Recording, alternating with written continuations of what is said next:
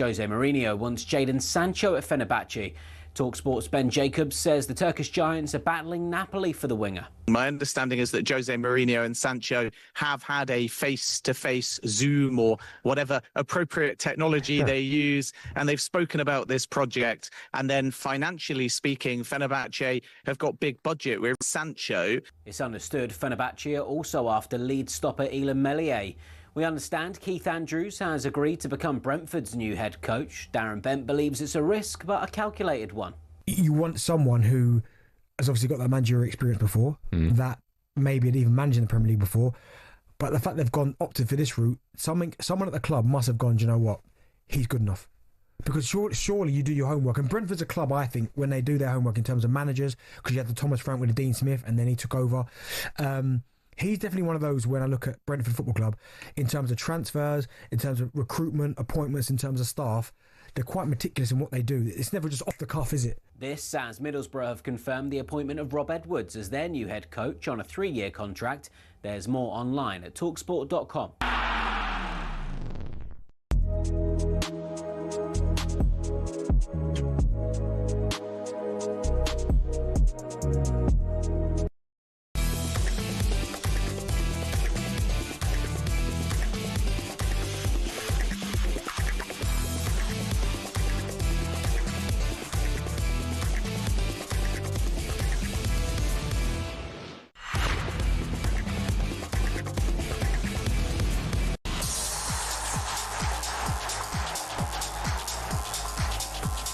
Yeah, hello and welcome to the Transfer Insiders. I'm Nick Bratton. I'm delighted, absolutely delighted to be alongside broadcaster and all-round good bloke Rory Jennings this evening. As the name of the show suggests, though, we'll be keeping you up to speed with all the day's top transfer stories, including Newcastle looking to make a move for Anthony Elanga, and Brentford finally set to appoint Keith Andrews. Plus, we'll look ahead to Chelsea's Club World Cup game overnight and be joined in the studio, get this, by the most prolific striker in non-league football. Maybe Arsenal should be listening to this. Maybe Manchester United should be listening to this. This is the Transfer Insiders right here on talkSPORT.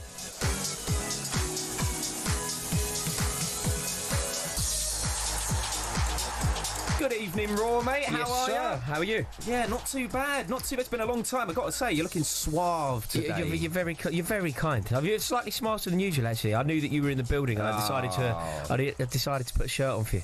You've gone socks, no shoes, shoes, no socks, I should say. Shoes, no socks. Yeah. What, you got an issue with a foible? Well, I don't really have an issue with it, but you know, it's just. No, I've gone shorts, long sleeve shirt. Do you know? I was celebrating my grandmother's 92nd birthday today. And therefore, I put a shirt on. And so, and it was sort of the gift that keeps giving, because we were reunited. We got to work together again. The football feels like it's hotting up a bit. The transfer window feels like it's kicking into gear. So yeah, I mean, it feels like it's my lucky day. Yeah, and your beloved Chelsea are playing later as well. Come on. Yeah, it's such a shame we've made a pig's ear of that already. It really is, because if we had, you know the way that the group falls. I don't know how much attention people have been paying to this Club World Cup, but the way that the groups fall, if Chelsea had finished top of the group, we would have had a lovely pathway. Yeah. So we would have had a beautiful, almost easy jaunt, a saunter into the semi-final at least. Whereas now we've fallen on the other side of the draw and it's looking like Bayern Munich are going to be waiting for us. And we don't get the luxury of playing in Miami. And do you know what? I've got a few mates that are out in America at the moment, and everybody booked their trip assuming that we were going to finish top of the group and therefore play the last 16 in Miami. We're now not going to finish top of the group, so we're going to be playing in North Carolina. So I've got like a group of mates who are currently in the States for the Club World Cup going, do we continue on our trip to Miami and end up watching the game in a bar, or do we totally scrap the trip that we've booked and go to North Carolina in order to watch the game? It's tricky, isn't it? So you saying you only go to the glamour cities to watch your team? There's something, I think, do you know what? There is... I feel like Miami is an incredibly fertile ground for football. I feel like it would be a really interesting place to watch football being played. And when England play in the World Cup next year, I love the idea of going to watch England play in Miami. Ooh. I think it would be special because obviously there's a real Latin flavour to Miami. Yeah. And whenever I've been around, particularly Argentinian supporters, I was at the Qatar World Cup. They're amazing. They bring a wonderful flavour to the tournament. They want wonderful noise, wonderful colour, and obviously if they were playing England, it might be it might be slightly less colourful. But look, I think it would be a great place to do it. But yeah, it's a shame that we aren't finishing top of the group, because I would love to win the tournament. But I feel like because we're now going to finish second, it's basically impossible for us, because Bayern Munich looks serious. But if you want to call yourselves club champions of the world, I guess that's what. There's not a song figured out for that one yet.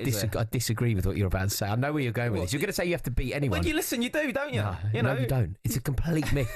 This. You know this theory, well, you're going to have to play them at some point. No, you're not. You're not. Let someone else knock them out. There is a world. Gareth Southgate could quite easily have won a World Cup or a European Championship, basically playing one or two good sides.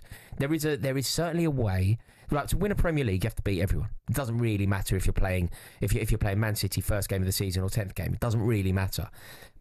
But if the draw is kind to you in any cup competition, never look a gift horse in the mouth. And if you can avoid Bayern Munich, do it.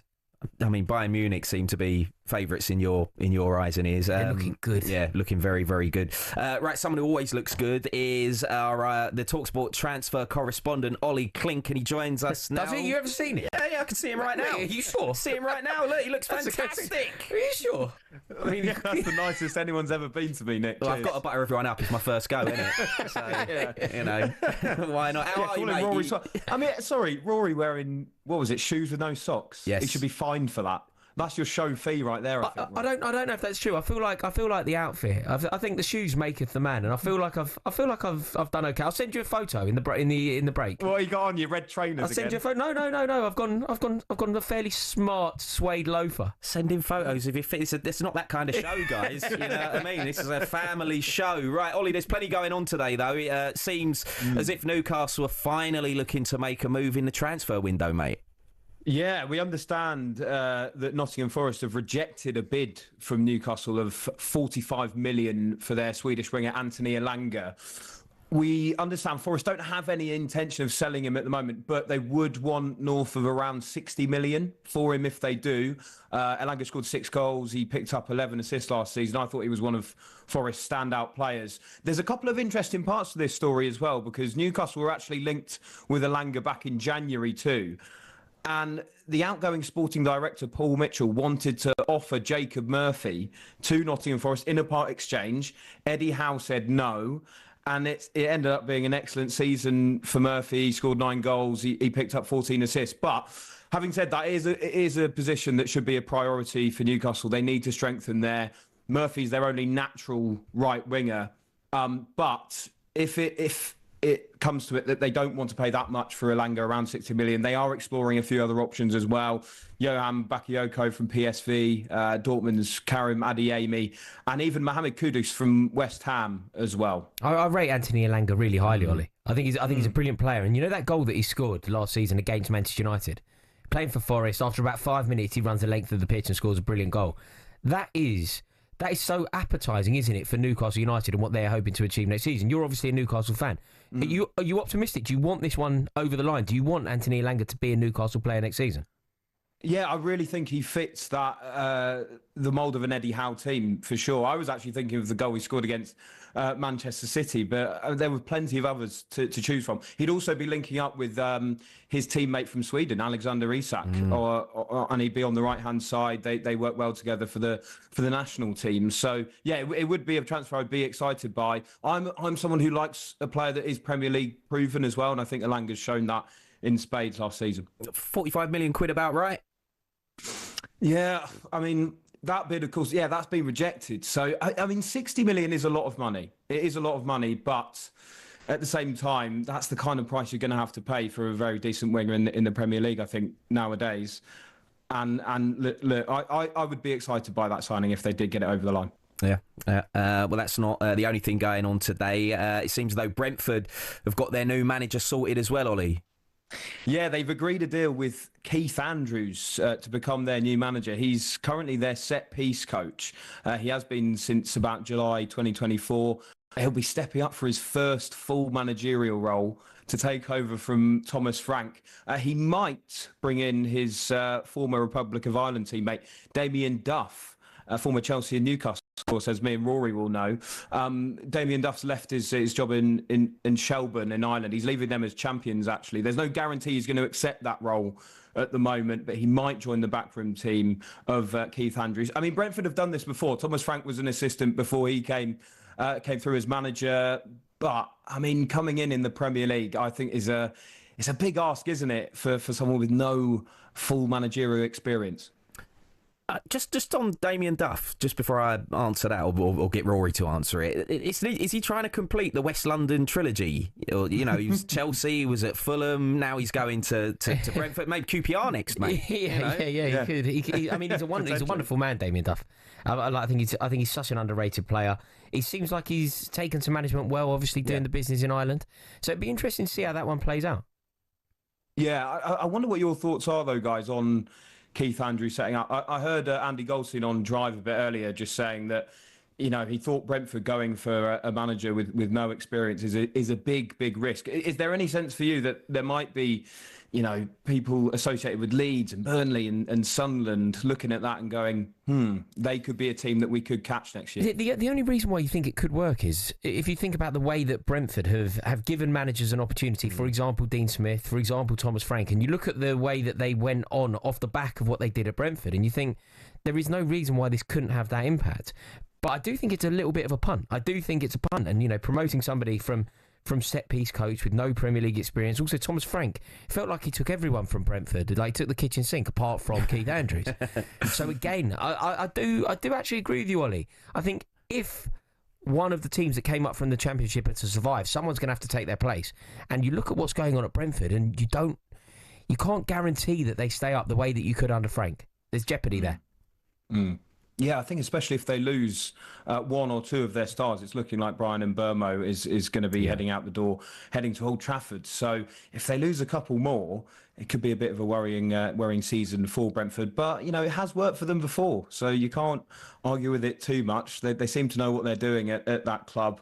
But at the moment, it just feels like they're being decimated, not just in that managerial position, but potentially as well with their squad. Yeah, it's been a tricky summer so far, I think it's fair to say. But I'll stick my neck out and say I think Brentford they'll be all good. They're set up too well. That yes, they're losing, and Buemo, as you just touched on there, it looks likely to happen. But they always manage to pull an ace out the pack, and I can just see them doing it. Do you feel like it's unsustainable, though, Nick? Do you think that the way that they do it, and they constantly reimagine themselves, and they constantly find a duel and make that duel one of the better goal scorers of the Premier League, do you feel like that principle is basically unsustainable? They're going to have to spend some serious money.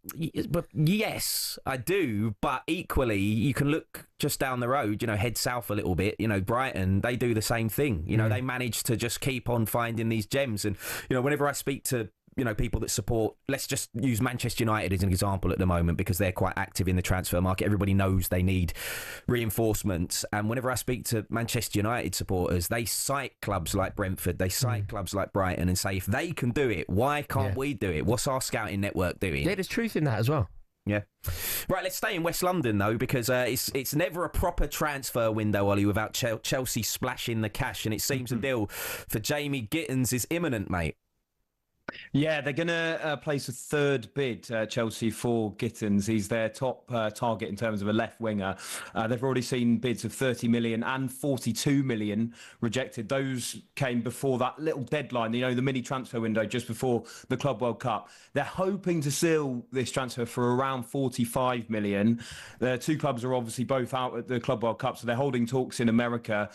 We understand Gittens has agreed to a 7-year deal, and that we also understand he only wants to move to Chelsea. There's interest from Bayern, but Gittens seems keen on Chelsea. It's funny, isn't it? Because some people might roll their eyes and think, what, another young forward for Chelsea? But actually, I think left wing at the moment is an area that they might need to strengthen in. We'll get Rory's take on it, but before we do, here's German football expert Altad Kokoren on the type of player that Gittens is. When it comes to talking about Jamie Gittens, it goes without saying that his speed and dribbling is probably his biggest threat. He's a very direct winger, loves to play on the left flank and cut in on a stronger right foot. A brilliant knack of scoring goals from that position too, and often threatens the keeper and the goal with those curling efforts. In total, he scored 12 goals and 5 assists last year in just under 50 games across all competitions, proving his excellence and proving how much of a talent he is. I do think he has an awful lot to learn, as he is a young player and could develop his team playing skills a bit more. But other than that, a brilliant talent and definitely one to watch for the future. I mean, it all sounds very good, Rory, but I mean, you don't look convinced. No, I'm not convinced, because we're signing yet more players with potential. I like the idea of signing players for the here and now. You know, we finished in the top 4, we won European silverware, albeit fairly uninspiring and underwhelming European silverware. And I think what we need to be doing off the back of that is using that success, relative success at least, as a foundation for what goes on next season. And what we should be doing is signing players ready for the here and now, ready to challenge Liverpool for their title, ready to really take it to Man City. And I don't think this is that. And then, I mean, some of the price tag that I've seen, some of the money being suggested here, like 60 million quid. It's a ludicrous amount of money to spend on somebody who is, 10% proven and 90% potential. What about all the contract lengths? This is, allegedly a 7-year contract again. What do you think of those things? Well, it's Chelsea being fairly creative, isn't it, and ways of spreading out the pay so that it looks better when on your PSR. I mean, it's not. It's done for a multitude of reasons, but I don't think any of those reasons are Chelsea intend. Set to make a statement signing very shortly. But next, we'll be looking ahead to tonight's Club World Cup offering.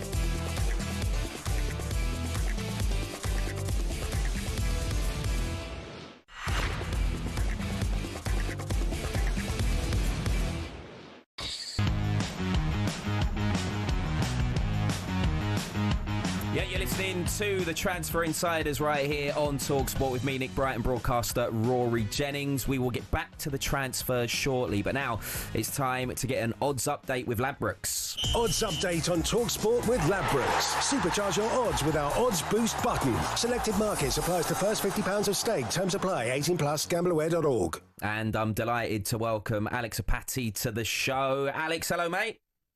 How you doing, gents? We all right? Yeah, not too bad, my friend. I hope you are as well. Right, it's Benfica against Bayern Munich tonight in the Club World Cup. It's exclusively live on talkSPORT 2 at 8 p.m. But who's the favourite? Yeah, potential for a bit of drama tonight in Group C, isn't it? Benfica could squash all of it just by not losing tonight, but they are outsiders to beat Bayern. They're around 5-2. Bayern are just over evens, and the draw is 5-2 also. So if Benfica lose and Boca Juniors win their game, which they're 1 to 1,000 to do, it could all come down to goal difference. There's currently a 7-goal swing, which under normal circumstances in any knockout competition, group format, whatever, would favour Benfica. But if they lose by a couple of goals to Bayern Munich, Boca Juniors would only need to beat Auckland City by 5, which sounds mad, but they've conceded 16 in their last 2, and it's an odds-on shot at 4-5 for 6 or more goals to be scored in that game, in the Auckland City game. As for the Bayern-Benfica one, Bayern have rested a few players, but it is still a pretty good team, isn't it? They've got the job done so far. I would say they were as short as 4-7 Bayern to beat Benfica a couple of days ago. They have drifted slightly, as I say, just over even money now. It is still in their best interest to win this group, though. I think they will avoid PSG and Real Madrid, the likes of, if they top their group. Benfica also have never beaten Bayern in I think, 8 attempts either. So I'm going to go with Bayern to win just over evens. But the bigger bet and probably better value for me, therefore, is Boca Juniors to qualify tonight. That's 5-2. They're going to run riot against Auckland. So in my opinion, you're sort of getting 5-2 on Bayern beating Benfica, so I'll take that. What did you say? Someone was 1 to 1,000 in there? Or did I mishear that? Who was 1 to 1,000? That would be Boca Juniors tonight to beat Auckland City. Yeah. So what would that? So £10 would get you £10 1 pence, I think. I mean, Yeah. Doesn't sound worth it.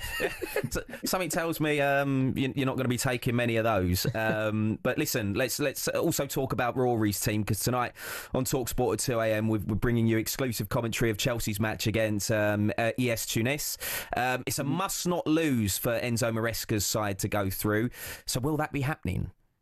Yeah, again, there's potential for an upset, but it's hard to look past Chelsea. Both sides are level on points, but the 1-4 on it's not 1 to 1,000, but 1-4 on a Chelsea win tells you how we see the game going. Their opponents, AS Tunis, are 10-1. The draw is 5-1.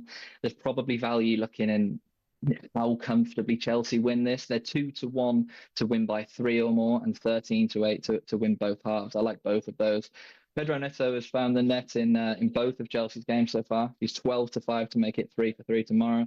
In terms of other scorers, I'm not going to sit and tell you too much about the ES Tunis squad, but our traders do tell me they provide a threat from set pieces. So there could be value in the 5-4 on both teams scoring, and maybe when those teams are out, if anyone is awake at 1 a.m., take a look at a couple of their defenders once the teams are announced. There'll be some big prices in there for sure, but for any of them to get a goal. As I say, though, bets here should be a comfortable Chelsea win. So 7-2 for 5 or more goals in that game. We've seen so many games with 4, 5, 6, 7, 8 goals scored, 10 even by Munich. So 5 or more at 7-2 for a comfortable Chelsea win. Yeah, I mean, it should be light work for your boys, Rory, I think, in this one. Right, and tomorrow at 5 p.m, talkSPORT 2 will be bringing you England's under-21s European Championship semi-final against the Netherlands. Is it coming home, Alex? Come on. We're all saying we at this point now, aren't we? Probably would have been interested a couple of weeks ago, but yeah, look, the odds suggest so. England defied the odds a few days ago. In theory, they've done the hardest task. They beat Spain. Their reward is that they're going into tomorrow's game as favourites, and they're tournament favourites too, alongside Germany. I think they're just over evens to win tomorrow night, and kind of like the Club World Cup. I don't know what you guys think. It's quite hard to make a real judgment on putting these two teams up against each other, just because we know so much about the England side, and like in comparison to their opponents. There's so much quality in there, though, with England. Harvey Elliott, Ethan and Nwaneri, Amari Hutchinson. It's hard to look past that team on paper, certainly progressing tomorrow. Both sides had similar records in the group stages. It could be wide open here. Both teams to score as short as 3-5. It's nearly been 12 months since the two senior sides obviously met in Euro 2024. That finished 2-1 to England, and it's 7-1 for a repeat of that. But it is knockout football, European Championships, which means penalties are an option, and it wouldn't be England, would it, without a shootout? So I've got to mention that we are 11-1 to win on penalties tomorrow night. Oh, come on. I like the sound of that. Listen, Alex, thank you very much. Alex Apati for coming on and giving us the latest odds with Ladbrokes. 18+, begambleaware.org. Odds update on talkSPORT with Ladbrokes. Supercharge your odds with our Odds Boost button. Selected markets applies to first £50 of stake. Terms apply. 18+, gambleaware.org. Right, some news this evening. Marti Cifuentes has left QPR by mutual consent after their 15th place finish last season. So there you go. QPR, another West London. I'm focusing a lot on West London. Yeah, no, I think. Do you know what, Cifuentes? Looking from the outside in at what was going on at QPR, I didn't think he was doing a particularly stellar job. I felt like they flirted with promotion. It never really looked like it was on the cards, and in the end, they could have gone down. But their fans really like him. Their fans seem to be totally on board, and I think a lot of them will be gutted that Cifuentes is leaving. What was the football like last? I think they play nice. I think they do their best to play nice stuff. I mean, I think Jimmy Dunn, the centre half, was their top goal scorer. So I don't know exactly how beautiful it was, but ultimately they will be gutted that they've lost him. All right, Cifuentes out. We'll have to wait and see who comes in. But as mentioned just with Alex a few moments ago, tonight on talkSPORT 2 at 8 p.m, there'll be exclusive commentary of Benfica against Bayern Munich at the Club World Cup.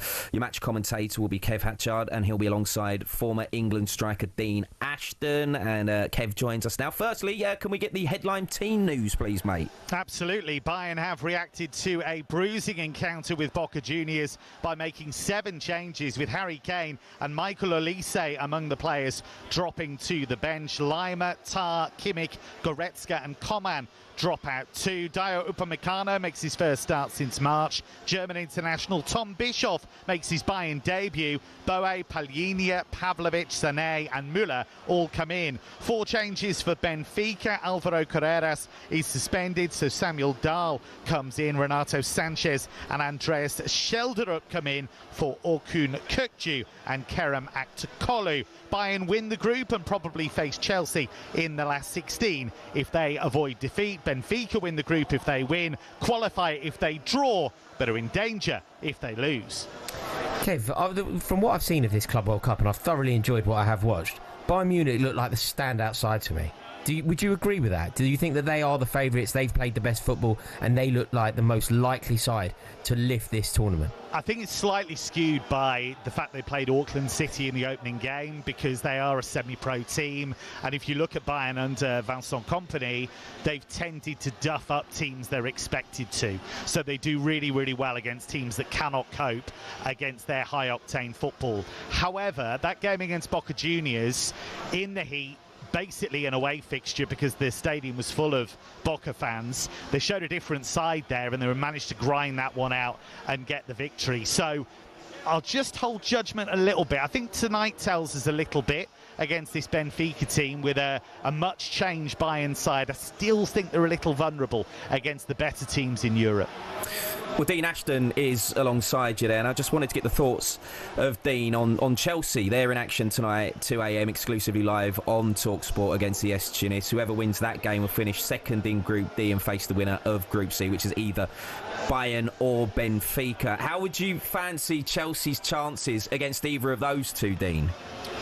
Well, I think they've shown that in the key moments towards the end of the season that they're capable of having the mentality to win those games, and I think that is important, and I think the manager's been able to show they can pick the right side, and again they're going to have to do it tonight, because it would be embarrassing, I think, to go home at this stage, and they're looking to build, of course they are, and attract players, so I think it is quite big for them.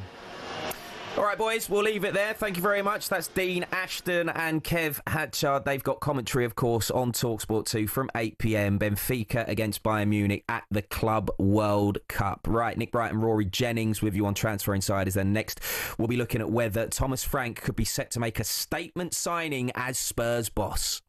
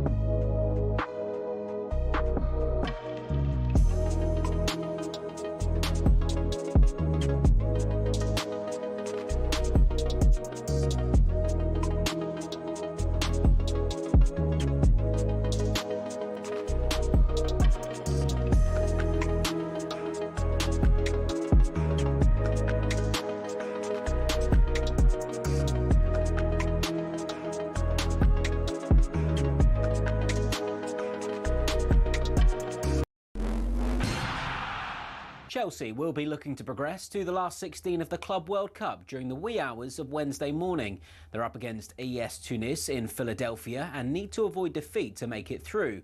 But Enzo Maresca says it's been almost impossible to train because of the heat in the States. Now we are trying just to save energy for the game. This morning session has been very short. Has been just about tomorrow game, plan for tomorrow, and that's it. Elsewhere, a former United manager is keen to bring a current United outcast to Turkey. Jose Mourinho wants Jadon Sancho at Fenerbahce. talkSPORT's Ben Jacobs says the Turkish giants are battling Napoli for the winger. Financially speaking, Fenerbahce have got big budget. We're really seeing Turkish clubs be ambitious this summer. We know that Galatasaray won the race for Leroy Sané, but Fenerbahce were there, and the same kind of salary offered to Sané is available to Sancho. We understand Keith Andrews has agreed to become Brentford's new head coach. Darren Bent believes it's a risk, but a calculated one. Someone at the club must have gone, do you know what? He's good enough. Because surely you do your homework. And Brentford's a club, I think, when they do their homework in terms of managers, because you had the Thomas Frank with the Dean Smith and then he took over. He's definitely one of those when I look at Brentford Football Club, in terms of transfers, in terms of recruitment, appointments, in terms of staff, they're quite meticulous in what they do. It's never just off the cuff, is it?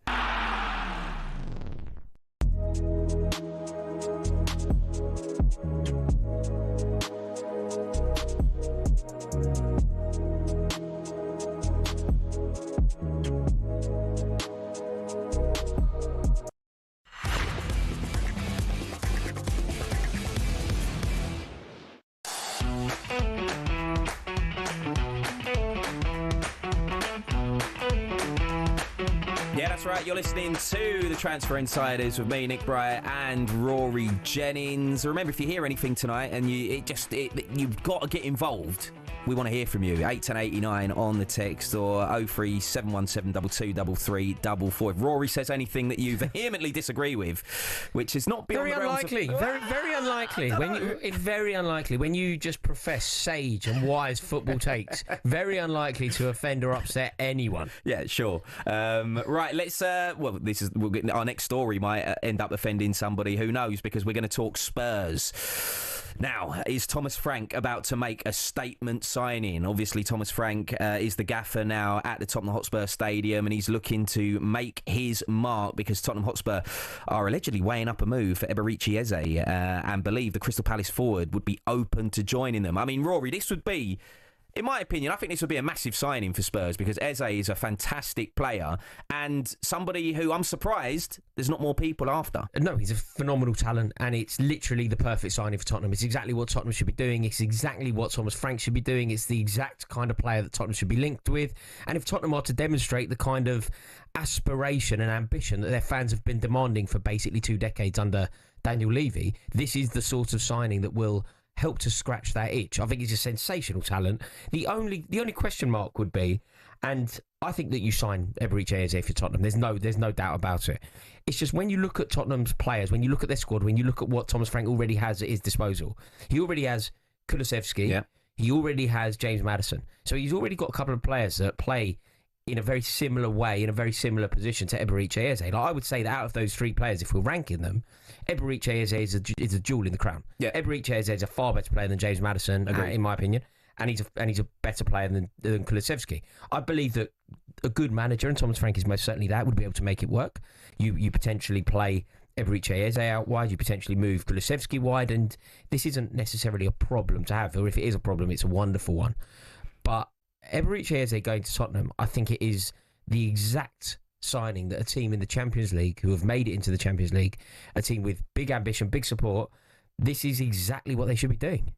Yeah, look, sometimes you have to let your fan favourites sit on the bench, whether that is Kulusevski, whether that is James Maddison. I'm sure they can fit into the team in other ways, but, if they have to sit on the bench, I'm in agreement with you. I think Eze is an upgrade. I think, even though I'm from South London and Palace is my old local, and it would hurt me to see Eze go, I think that, if he goes to Spurs, it's a great move for him, and I think that it's a great move for Tottenham Hotspur. It's a great move for Tottenham, but it's also just a great move, I think, for everyone involved, because Crystal Palace, look, they'll lose a sensational footballer. They'll lose somebody that has won them silverware, taken them to their first trophy ever. But they'll bring in a lot of money. The way that they spend money at the moment is very, very intelligently. They've got a good track record. And then you think about what Eberechi Eze will bring to Tottenham. Firstly, think about what he will bring to that incredible stadium. Think about what he'll bring to the old shelf side and whatever else. Think about the way that their fans, Tottenham fans, and you think about the way that they see the game. They see the game through a very particular lens, Tottenham fans. Yeah. They the spirit of Glenn Hoddle, Chris Waddle, the players who play with beauty, ease on the eye, a very particular system. Tottenham fans believe in that. They believe that the game is to be played in a very particular way, which is why they used to sing that song about Gareth Bale being born to play for Tottenham. I think in terms of, if you look across the Premier League and you think of players that play with that freedom, that expressiveness, players that play like mavericks, like artists, like almost throwback 1970s footballers, it is Eberechi Eze. He is all of those things. So I think the Tottenham fans will absolutely love him. Then you think about what he could take to the team. They're going to be competing in the Champions League. He's such a Champions League player. Yeah. He's proven time and time again when representing England or playing for Crystal Palace against the best teams that we have to offer in this country, who quite often are the best teams in Europe, that he's capable of doing it against the very best. I think from a Tottenham perspective, it's not often, when we talk about Tottenham, I'm often quite snide about them as a club. I don't make any secret of that. And I think that part of the reason that I can afford to be snide is because the club conduct themselves in a way that allows me to be. But this would be perfection. I can't criticise it. If they go out and they sign a player of Eberechi Eze's quality, the age that he's at, they spend the money on a player like that, they give Thomas Frank the utensils for him to demonstrate that he's a manager capable of competing at the very, very top level.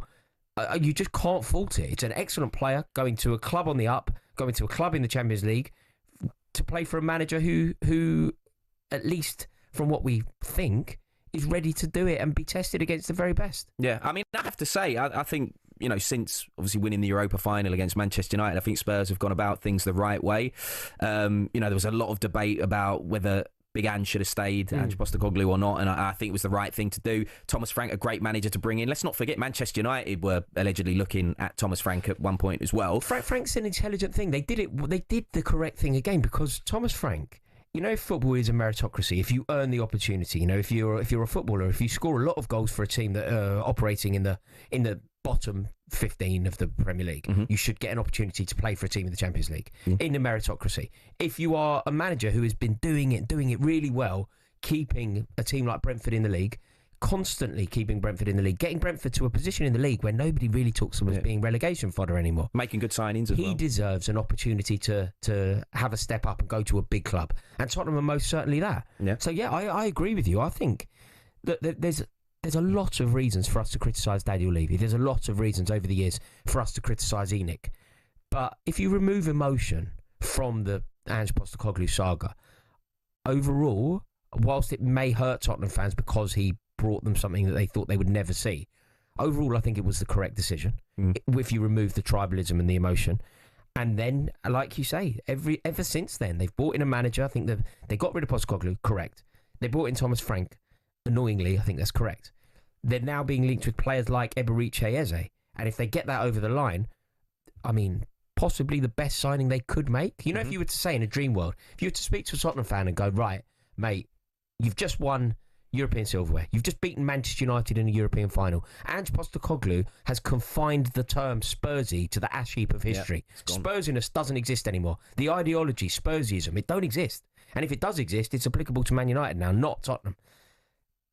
Everything's going well, and then you go, okay, right, I'm going to give you a present. You can sign a player. Pick a player, Premier League player. You can have anyone. I think Eberiche Eze would almost be top of their list. And they're being linked with him. There's a lot really, there's a lot of great players out there. I think Eberiche Eze, maybe looking at it through the lens of reality. Right, So okay. Yeah, so what they can't do is go Florian Wirtz. Yeah. Well, he's only just come. Yeah, what they can't do is go Mohamed Salah. But I think looking at it through the lens of players that you could realistically sign this summer, pick anyone. I think Eberiche Eze would be a sensational signing for basically every team in the league. Yeah. And it's looking like he could be going to Tottenham. I mean, I'm surprised like I said to you, more teams aren't in for him, but obviously that's good news for Spurs. Just in terms of what else Spurs need to do, because like we're saying, we're praising them for since the Europa final, things going really well, but they'll want to strengthen more, won't they? Where else will they need to? I think centre half. Right. I think centre half. I think they've got good defenders, but I think they need depth because they're now competing in the Champions League. They're now juggling. Look, the fans in the club have been in the Champions League relatively recently. They know the arduous terrain that the Champions League is, but since they were last in, it's grown. It's more difficult. There's more games. It's more strenuous. It takes more out of the squad. So I think what they need is depth, because I think Tottenham's first 11 is good. Their problem was injuries. And as soon as they got any injuries, they just couldn't cope. And they didn't have a manager that was pragmatic enough to make it work. But that's old news now. So I would say, and look, I mean, without going harsh on Crystal Palace here, and I know that Mark Gahey is looking like Liverpool could be his final destination. But if there was a way that Tottenham could somehow hijack Mark Gahey and they end up doing a double raid of Crystal Palace, I think that would just be incredible business. They sign Eberiche Eze to be their Hollywood, their spark, their creative, their elevator, their match winner. And then they sign, and I don't think this is an exaggeration, imagine if they could now put a bid in for Mark Gahey, who I believe, and this could be the most uncontroversial thing I've ever said, Mark Gahey is undoubtedly England's best centre-half at the moment. That would be dreamland for Tottenham, in my opinion. Yeah, I mean, if there's Tottenham fans listening to this right now, maybe you can get in touch and let us know. 81089 or 0371722 3344. But talking about centre-back, Spurs have also reportedly agreed a £5 million deal to sign Japan international central defender Kota Takai. Here's Japanese sports journalist Dan Orlowitz to explain what Takai is like as a player. 20-year-old Kawasaki Frontale centre-back Kota Takai has quickly gained a reputation as one of the J-League's best defenders, and is considered one of the future stars of Japan's national team. At 192 centimeters, he's not afraid to get into close combat with attackers and is particularly skilled at duels on the ground. He's also improved in the air this season under new manager Shigetoshi Hasebe and is more than proficient in carrying the ball forward and setting up short passes to help develop the attack. A product of the famed Frontale Academy that has produced Brighton playmaker Kaoru Mitoma, Leeds midfielder Al Tanaka, and many more, Takai has all the ingredients he needs to succeed in Europe, but he'll still need to adjust to the speed of the English game and sharpen his decision-making in a league that punishes mistakes. Takai would be the first since Kazuyuki Toda in 2003 to move to the Premier League directly from the J-League, a testament to the rapid advancement of Japan's youth development over the last 2 decades. So that was Dan Orlowitz there, just talking about that £5 million signing to Spurs, Japan international central defender Koto Takai. Just to play devil's advocate a little bit here, Rory. We're just praising Spurs for the business they've done so far, and Daniel Levy's recently said we want to win the Premier League, we want to win the Champions League, which obviously Spurs fans want to hear that, but it takes time. But does this signing go against those claims, maybe? To a degree, look, I've never seen Takai play football. I have no idea, to be totally frank with you. I don't know anything about him. But they're signing a Japanese international, so on some level that's good. But what I think Tottenham really need, and that's why I suggested Guéhi, and that's why I think the Eberechi Eze link is such an impressive one, I don't think we can overstate the significance of Premier League proven footballers. Like, there's always jeopardy when players come from other leagues. There's always jeopardy when even English players come from other leagues. Like, Chelsea linked with Gittens. Jadon Sancho was ripping it up in the Bundesliga when Manchester United signed him. They pursued him for 2 years. He came for huge amounts of money with huge amounts of fanfare. And Jadon Sancho will go down as one of the worst Manchester United signings of all time. He came with a lot of a decent track record, but he wasn't Premier League proven. And I think that particularly a side like Tottenham, who are trying to elevate, they finished in a pitiful position in the league last year. Yeah, it was a great season for them. I'm not taking anything away, but they did finish in a pitiful position in the league. So the best thing that they could do is just add players who are guaranteed. And that's why Manchester United's business also, you should take your hat off to it. Like Manchester United signing Mbeumo. Excellent signing who will score goals in the Premier League. Is it enough? Is a different question, but it's a good signing. Cunha, Premier League proven. Eberechi Eze, Premier League proven. Look, Takai, it could work out. And you do need some of those. You do need, not necessarily punts, but you do need those players that you buy from maybe a foreign league that could elevate into one of the best defenders in the league. Like, that's how you turn a profit, and that's how you find excellent footballers. But Tottenham just need the guarantee, I think. They just need the guaranteed elevation, because it's happened so much quicker than they anticipated. It's a squad that finished nearly in the relegation zone and are now competing in the Champions League. There's no room for manoeuvre. Takai doesn't have any time to find his feet in the Champions League. He's thrown in the deep end. Yeah. Right, we'll get to some of your messages shortly, but you are listening to the Transfer Insiders right here on talkSPORT with Ladbrokes, 18+, begambleaware.org. Spurs fans, would Eberechi Eze be a statement signing? Are you optimistic ahead of next season? Come and have your say. 03717 22 3344.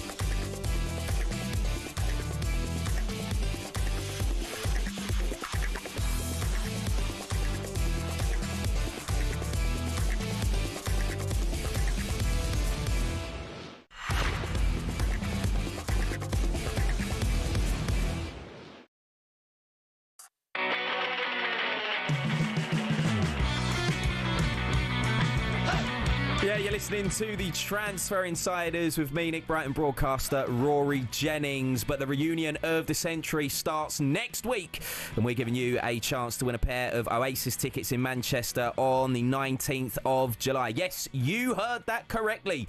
Oasis Live 25, it's sold out, but talkSPORT can get you in. But that's not all. Alongside the tickets, we'll put you up for a night in a hotel and put $5,000 in your back pocket, completely tax-free.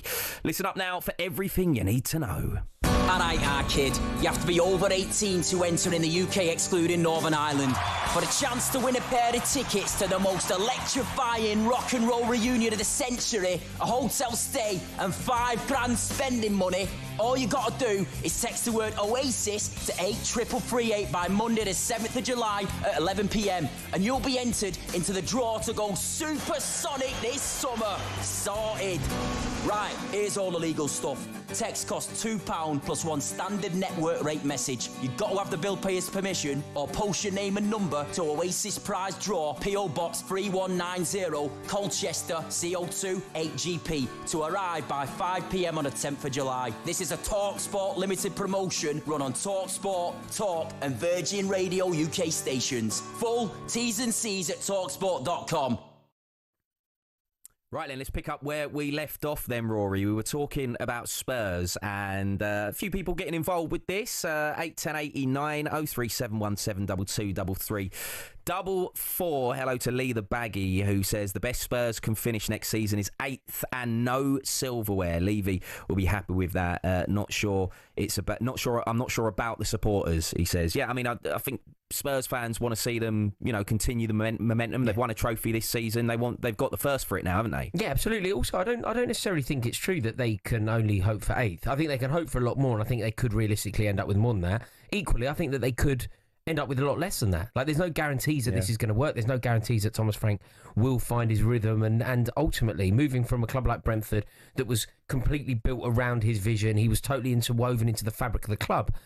That's not going to be the same at Tottenham. Like, the demands of managing a club the size of Tottenham is incomparable to Brentford. But I do think that they're set up well. I do think it's a good appointment. I do think it's going to work.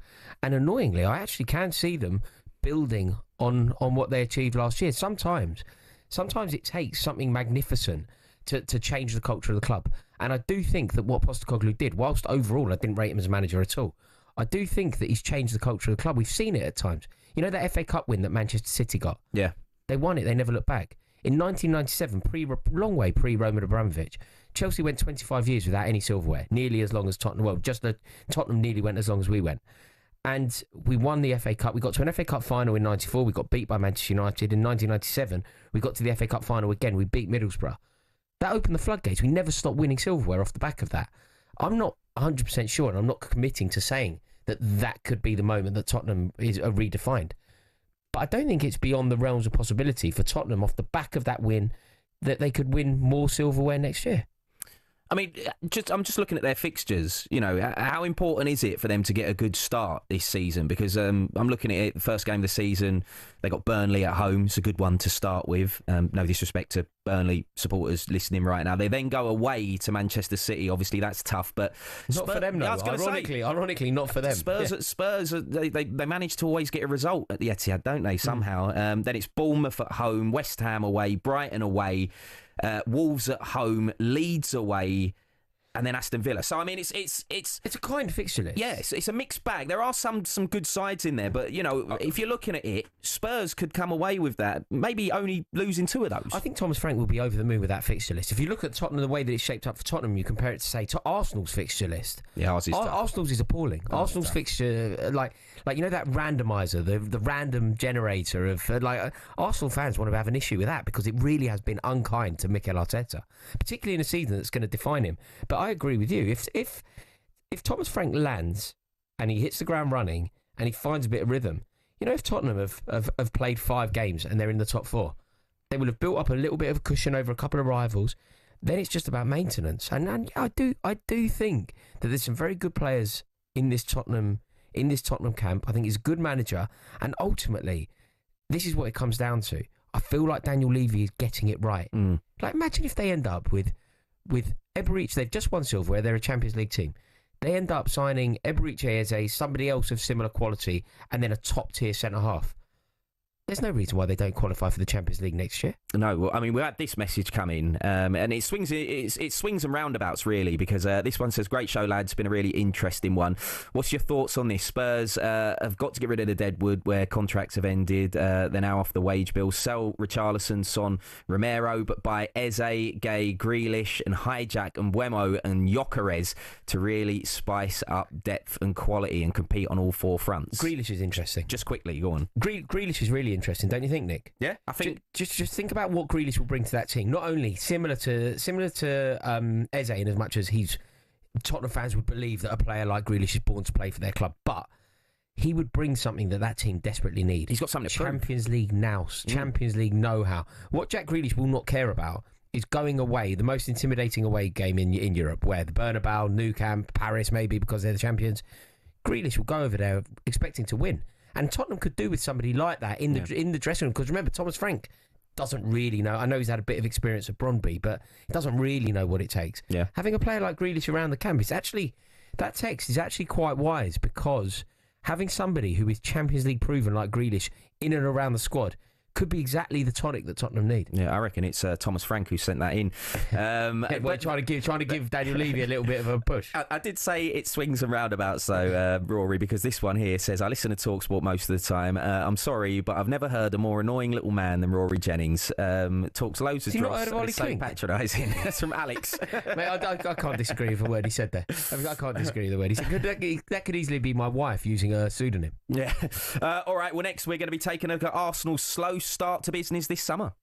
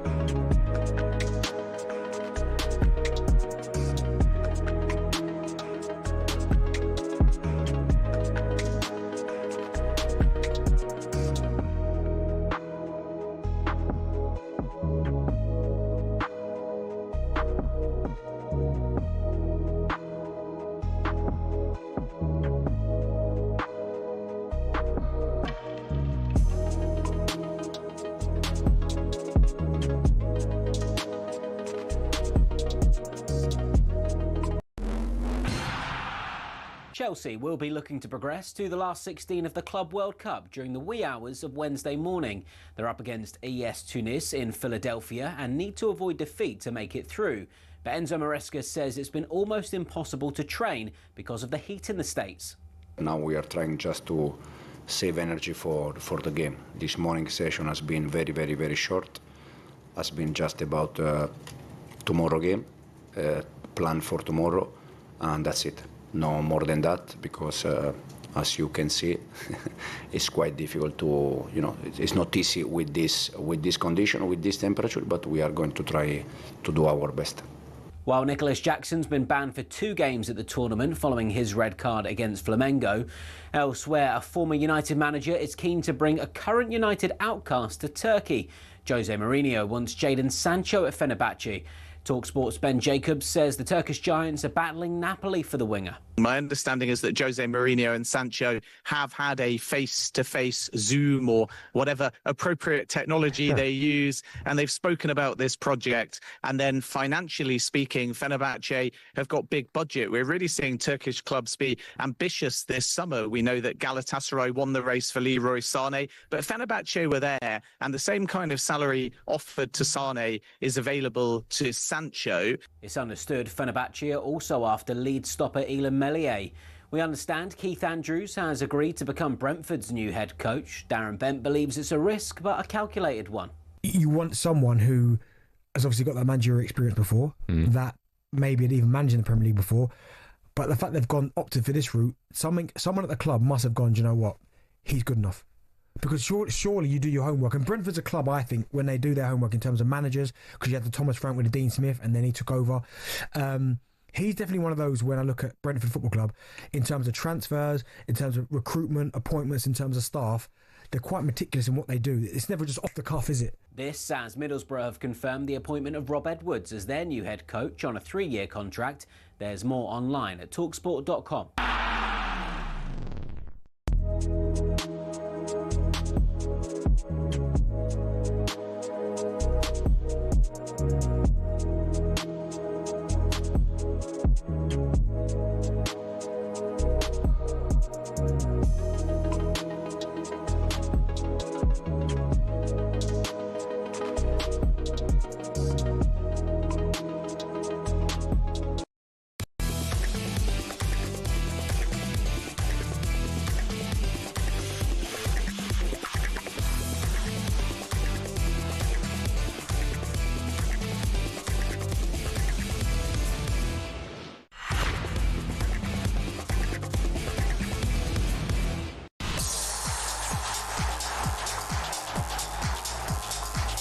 You're listening to the Transfer Insiders then with me, Nick Brighton, broadcaster Rory Jennings. Shortly we'll be discussing the latest transfer news surrounding Arsenal and discuss the news that Jordan Henderson could be returning to the Premier League. Plus, we'll look ahead to Chelsea's Club World Cup game overnight and be joined in the studio by the most prolific striker in non-league football. That is right. And we'll have some big breaking news to bring you from the world of French football. This is the Transfer Insiders right here on talkSPORT.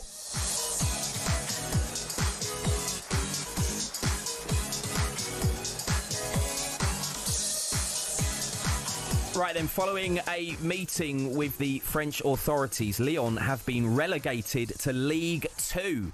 Joining us now is Lee Davey, talkSPORT website writer and French football correspondent, to tell us more. Hello, Lee. Oh, Lee, you're with us. Good. I thought you weren't there for a minute. Right, what's happening then? What's the deal? I mean, this is huge news. It is huge news, yes, absolutely. So they were actually warned about their finances a little while ago, but at the back end of last year, they are in a complete and utter mess. Not helped in part by John Textor, who seems to be causing issues all over the place at the moment. Anyway, it was French football's watchdog, the DNCG. They were in contact with Lyon. They've said, look, you need to clean your finances up really quickly, otherwise you will be relegated. And they've pulled no punches in offering that as an option to them.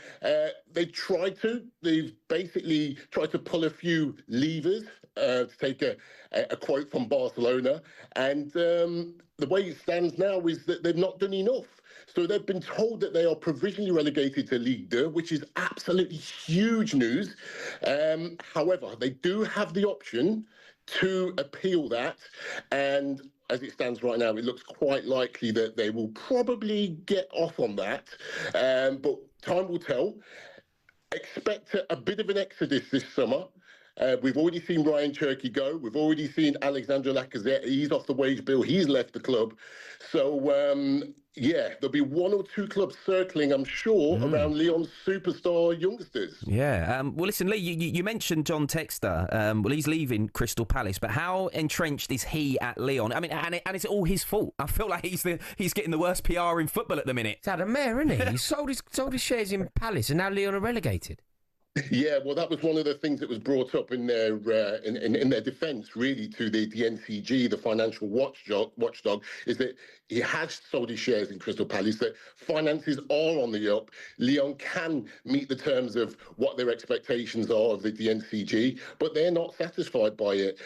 He doesn't make, he causes a few problems wherever he goes. He's an interesting fella. He's had one or two problems with Nasser Al-Khelaifi, the PSG president. They've had a few war of words this season, and it seems like he's not making too many people around Ligue 1 too happy at the moment, particularly the Lyon fans. And you guys will know Lyon are a huge deal in France. They're a huge football club that have underperformed for far too long. So it's going to be a really interesting one how this plays out. I expect it to come to a conclusion quite quickly. The Ligue 1 fixtures will be due potentially this week. They tell you they're usually the night before when the fixtures are going to drop, but potentially the end of this week or early next week. So yeah, things will absolutely need to be in place ahead of the new season in August. I mean, you mentioned a potential exodus there. Who are some of the players that the Premier League could potentially be looking at, or teams in the Premier League could be looking at to bring in, maybe on the cheap? Yeah, absolutely. I mean, French football has often been a really successful shopping ground for whether you're with the Spanish clubs, particularly for the English clubs, because a lot of the French footballers are very, ready for Premier League football. It's a very physical league, probably second in terms of its physicality to the Premier League. We've seen Ryan Cherky make almost an instant impact at Manchester City at the Club World Cup. And I think another name that's been muted is Malik Fofana, the winger. The Belgian winger who's had a fantastic impact last season. So he's another one that certainly I would expect English clubs to be taking a very, very close look at as well. So he's the one that kind of sticks out more than any others. And obviously there's Ainsley Maitland-Niles, who you remember from his time at Arsenal and West Brom. He's there. He's done really well. He did really well last season for Lyon and seems to have found a home there. But we'll see what happens now. Certainly to this Lyon team. When we think about Lyon, we think about one of the best youth systems in European football, even in world football. A huge conveyor belt of talent comes off that product that product line at Lyon. And just look at players like Bradley Barcola, who's obviously gone on and win the Champions League with PSG. And there'll be and again, you expect big things of Cherky as well, who came through that system. So it's a massive blow to Lyon, but there is hope with this appeal that they can get it overturned. All right, Lee, we'll leave it there. That's Lee Davey, talkSPORT website writer, on that bombshell news that Lyon have been relegated to Ligue 2. Provisionally relegated, we should say. We'll keep you across that as it develops. Right, Rory, let's focus back on transfers and Arsenal, my club. That's where we're going now. I know what you're thinking. Oh, another Arsenal fan.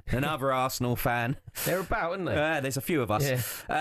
But listen, it's all about the striker at the moment. And now there's a stalemate with Benjamin Sesko. Could that cost us dearly this season? And I don't just mean not getting a striker across the line, because obviously Gyökeres, there's a stalemate there as well. We don't know which one Arsenal are going to sign. But if we don't get a striker in quick so we can integrate them into the team, integrate them into pre-season, get them up to speed with what Arteta expects, if we wait until the 11th hour, will that impact Arsenal's season, do you think? Yeah, I think it will. I think it will. We're a month now, aren't we? A month has passed since the Premier League season ended, and there is still no news. Simultaneously, which I think makes life far harder for the Arsenal board, is you're watching Liverpool get their ducks in a row immediately, make statement signing after statement signing. They're fixing problems that don't yet exist. They're then fixing problems that do exist, and they're fixing them perfectly. Andy Robertson, it feels like he's coming to the end. He'll go down as a Liverpool great. He'll go down as probably, almost definitely, in fact, their best ever left back in the Premier League era. Certainly a better player than, say, John Arne Riise. But they've gone and they've signed a best-in-class, the Premier League proven player, and they've gone and they've got Kirkers. Trent Alexander-Arnold, the debacle all around that, they've gone and they solved the problem. Simultaneously, Arsenal have a glaring error in the team, an error that has existed in the team for far longer than any of the problems that have existed at Liverpool, and we're still having the same conversation. So I do think that it's a bit of a mess. I do think that there is a slightly restless side of the Arsenal fan base that are getting very frustrated with what's going on, but I do also believe that Arsenal will get a centre forward before the window's out. Well, at the moment, with regards to Sesko, there's a €10 million valuation gap between Arsenal and Leipzig's valuation. For the sake of €10 million, because we've been here before, 40 million and a pound. You know, we've been here so many times as Arsenal fans. For the sake of €10 million, surely it's better for us to just go and get it done. Yeah, I mean, I would agree with you. I would agree, but it's not my money. But I do understand why Arsenal, will, particularly in an era of PSR, will be looking to be slightly frugal about this. The other thing that I think is worthy of conversation is how good is Benjamin Sesko? How guaranteed is Victor Gyökeres to shine in the Premier League? And if there are any doubts around it for Arsenal, I think this is why the Rodrigo link feels like it's not going away. I know that Rodrigo said he wants to stay at Real Madrid. I know that Xabi Alonso has said that he likes the idea of Rodrigo being part of his plans. But what Rodrigo will bring is as close to a guarantee to the Arsenal team as you can get. Different players, though, right? Rodrigo, yeah, definitely. But what it will do is it will elevate Arsenal's front line. It will raise the tide of the club, bringing in a player like Rodrigo, and it will give Mikel Arteta a multitude of other options up front. So if Arsenal can improve upon their left winger, improve upon Trossard or Martinelli in the Rodrigo class bracket, it means that Arsenal's front line becomes Saka on one side, Rodrigo on the other. That's about as devastating as you can possibly hope to be. It then doesn't matter quite so much what happens in the middle, maybe, would be the thinking. I don't know. You can't just sign Sesko if you don't think Sesko's good enough. You can't just sign Ollie Watkins if you don't think Ollie Watkins is good enough. I mean, look, like you said, it's not my money. And therefore you can. In an ideal world, I'm looking at it like go out and get Rodrigo if he becomes properly available, because we don't fully know. You know, he's not really come out and said one way or the other. Sign one of Gyökeres or Sesko, so you've got two in on the front line there, and then bring in another attacking midfielder. That's what I think Arsenal should be looking at. We can't just rely on, I know we're bringing in Zubimendi, but I and a lot of Arsenal fans I speak to don't like the fact that we've only got Martin Ødegaard as that kind of creative midfielder, creating the chances for the front three. I'll bring someone in there as well. I think you're right, though. I do think that Arsenal need competition for Martin Ødegaard, because as good a player as he is, and I think Zubimendi will elevate the performances of Ødegaard, but his form last year was atrocious. He actually wilted. It was a choke. It was a sporting choke from him. You think about that chance that he had at St James's Park. When Arsenal went away to St James's Park, they were 2-0 down, and they had the opportunity to pull it back to 2-1, and Ødegaard effectively bottled it. He effectively pulled out of the challenge. That, as the Arsenal captain, is completely unforgivable. And I think what they need competition for that place. They need somebody else in there to compete with Ødegaard. And you and I earlier were speaking and agreeing, in fact, on the brilliance of Eberechi Eze. I think he could certainly do a job at Arsenal. Yeah. But ultimately, I think Arsenal will sign one of Gyökeres or Sesko, and I think it will be Gyökeres. I think Gyökeres will end up at Arsenal, is my prediction. Why? Because I think Andrea Berta has been a long-term admirer. I think Arsenal will find the money, and I think that going to Arsenal is such an appealing prospect for the player. The lure of reuniting with Ruben Amorim doesn't seem to be whetting his appetite, and therefore Arsenal is the most obvious option. I mean, the thing that I also think is worthy of exploration is, are Arsenal going to go for somebody totally different? Are they going to go for João Pedro? Are they going to do something crazy and go for a major bid for Alexander Isak? Is something else going to happen? Are Arsenal going to go for the jugular and really try and make a statement signing? Isak's the dream, I'm not going to lie. Isak is the absolute dream. But Newcastle getting into the Champions League was the kind of nail in the coffin for me there. Just on Victor Gyökeres, though, Rory, I wanted to get your take on...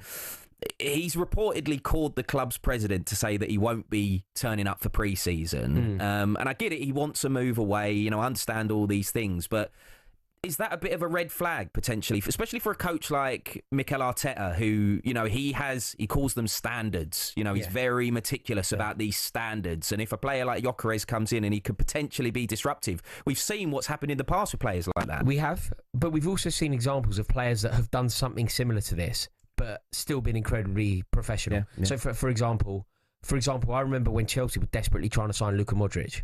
Luka Modric effectively went on strike to try and force a move through to Chelsea. He missed a few games, and then he was Tottenham's Player of the Year, and he ended up going to Real Madrid the following season. And he played brilliantly for Tottenham. He was diligent, he was professional, he was wonderful for them, and that's why he got the move to Real Madrid. You can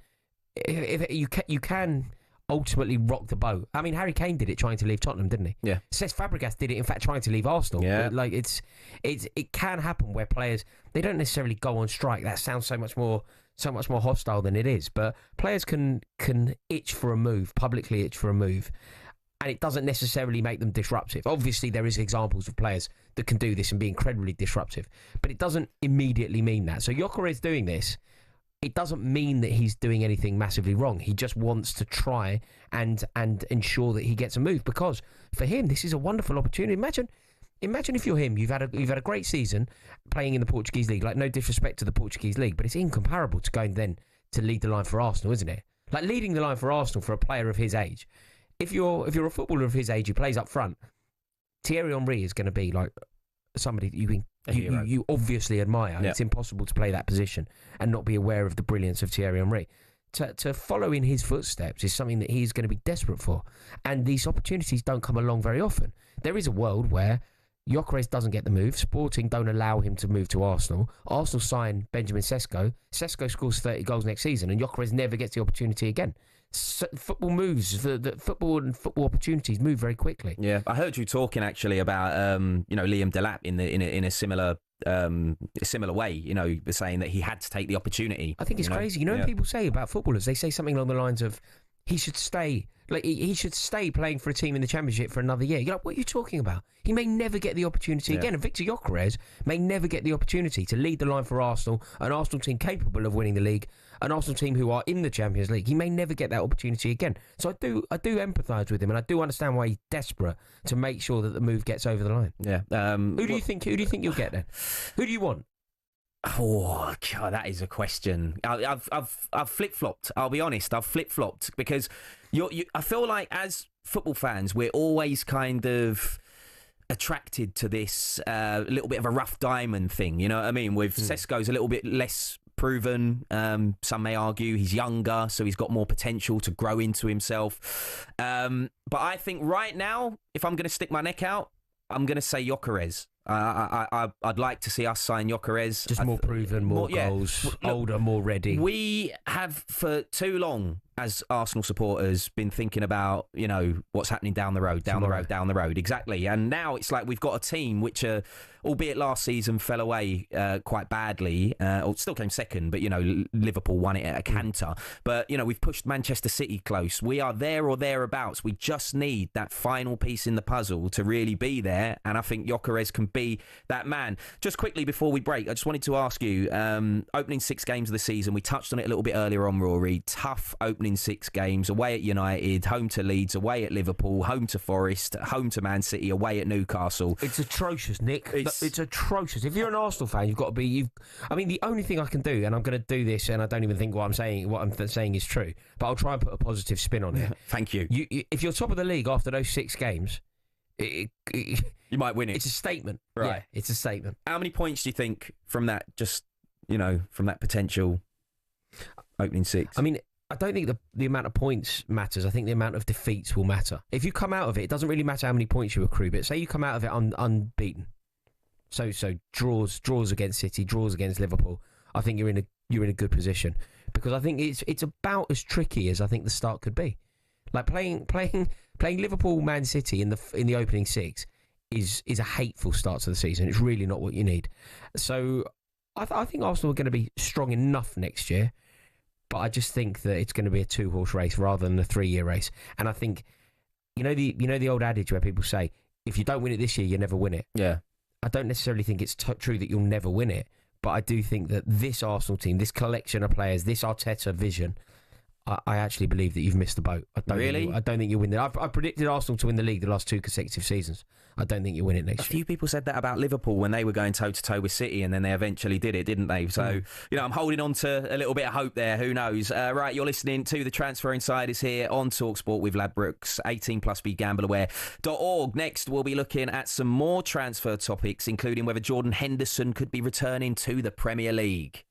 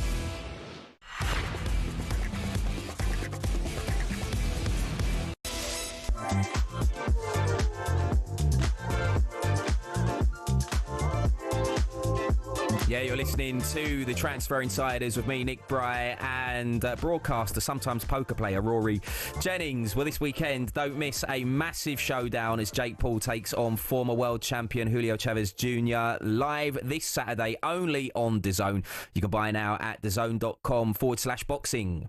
Boxing update on talkSPORT with DAZN, the global home of boxing. Buy now at DAZN.com/boxing. Right then, let's talk Jordan Henderson, Rory, because both Nottingham Forest and Marseille are keen to sign him. He's got a clause in his Ajax contract which allows him to leave on a free before mid-July. So could that be a potential good move for Jordan Henderson, Marseille or Forest? No. No, I don't understand what's going on. I really don't. Why? If we were having this conversation, Nick, in 2019, if we would take you back to the halcyon days of 2019, pre-pandemic, I think Jordan Henderson would be a wonderful signing for most teams in the world. But he's at a different point in his career, though, isn't he? He a completely different point in his career. A point in his career more comparable to Frank Lampard and Steven Gerrard than anyone currently playing.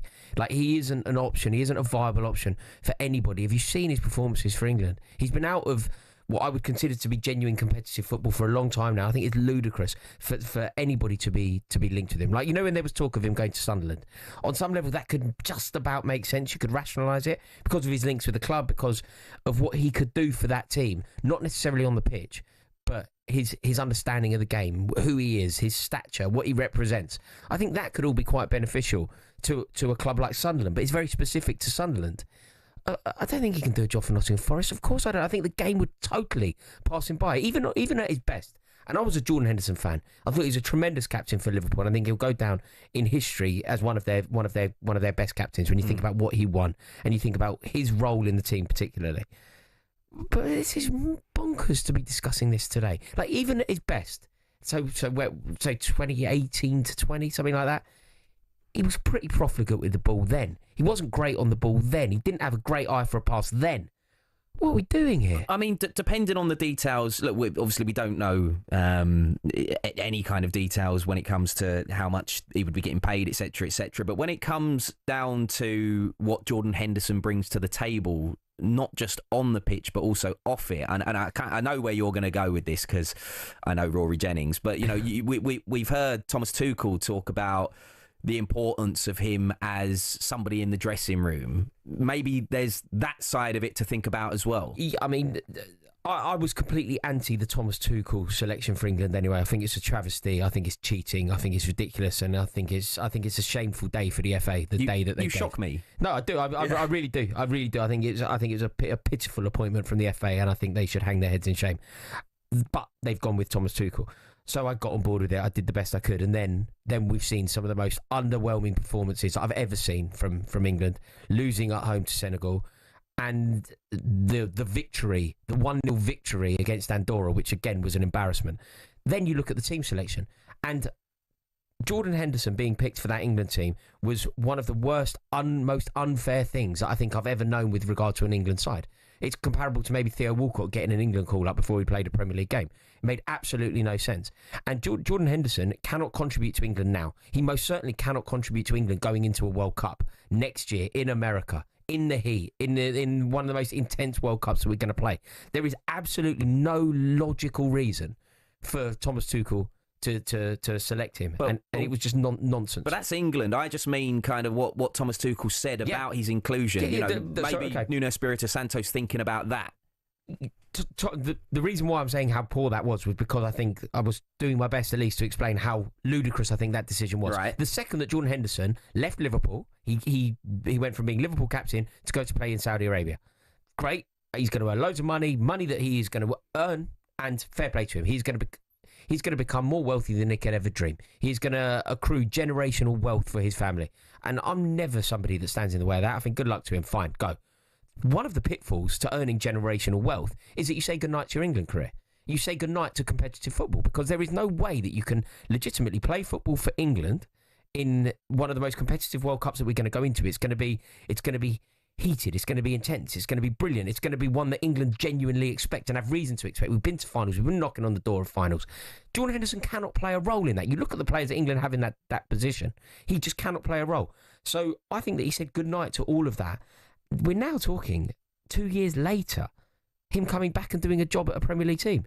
Absolutely not. Like, if they want to bring him into the team and suggest that maybe at 35 years old, Jordan Henderson could bring something to the dressing room, maybe sort of as a cheerleader / assistant, something like that. Yeah, Jordan Henderson has a great understanding of the game. He has a great foothold in the game. His presence and his prestige in the game is significant. Can't do it on the pitch now, though. It's like asking me, would you want Steven Gerrard in the dressing room? Yeah, you would. Of course you would. Steven Gerrard, he can do an amazing... He has been there, done it, and he's one of the most gifted footballers, one of the best footballers that this country has ever produced. Of course, there's a room for him in a dressing room. There's room for him in any dressing room. But not on the pitch anymore. I would say that it's exactly the same for Jordan Henderson. He wouldn't get near a Premier League team now. I feel like we've also been very kind about... Jordan Henderson was a wonderful footballer for a very particular team in a very particular way because of his very particular engine in a very particular system. He wasn't a particularly gifted footballer then. Wasn't particularly good on the ball then. Wasn't particularly decent at scoring goals then. I think it's wild to even consider Jordan Henderson for this now. I really do. All right, clearly not a fan of that one then, Rory Jennings. Listen, just before we break, I'm going to get your take on this, but we heard in the news that Jose Mourinho's Fenerbahce, they're interested in signing Jadon Sancho and Leeds goalkeeper Liam Messier. We will discuss those stories and more, some of the biggest stories on the talkSPORT website. We'll get into that shortly. This is the Transfer Insiders.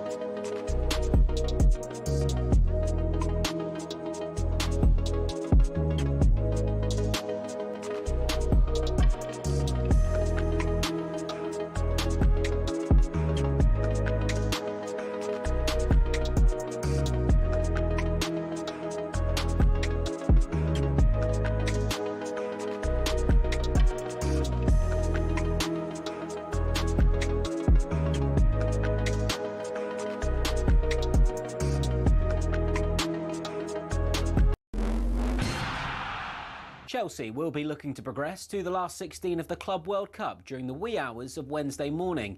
They're up against ES Tunis in Philadelphia and need to avoid defeat to make it through. But Enzo Maresca says it's been almost impossible to train because of the heat in the States. Now we are trying just to save energy for the game. This morning session has been very, very, very short.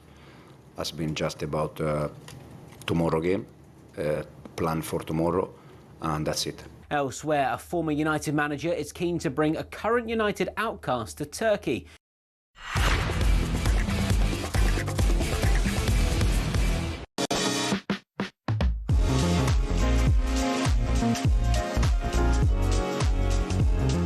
Just letting that one go a bit. It's a vibe. It's nice. Right, you're listening to the Transfer Insiders with me, Nick Bryant, as well as Rory Jennings, and I'm delighted to welcome our talkSPORT website colleague, Oren Toner, to the show. Hello, mate. How you doing? Good, boys. How we doing? Yeah, Good? not too bad. Thank you for coming down to the basement to join us. My pleasure. You know what I mean? The windowless room. But it's all good. I get to look at Rory. You know, what more could you want?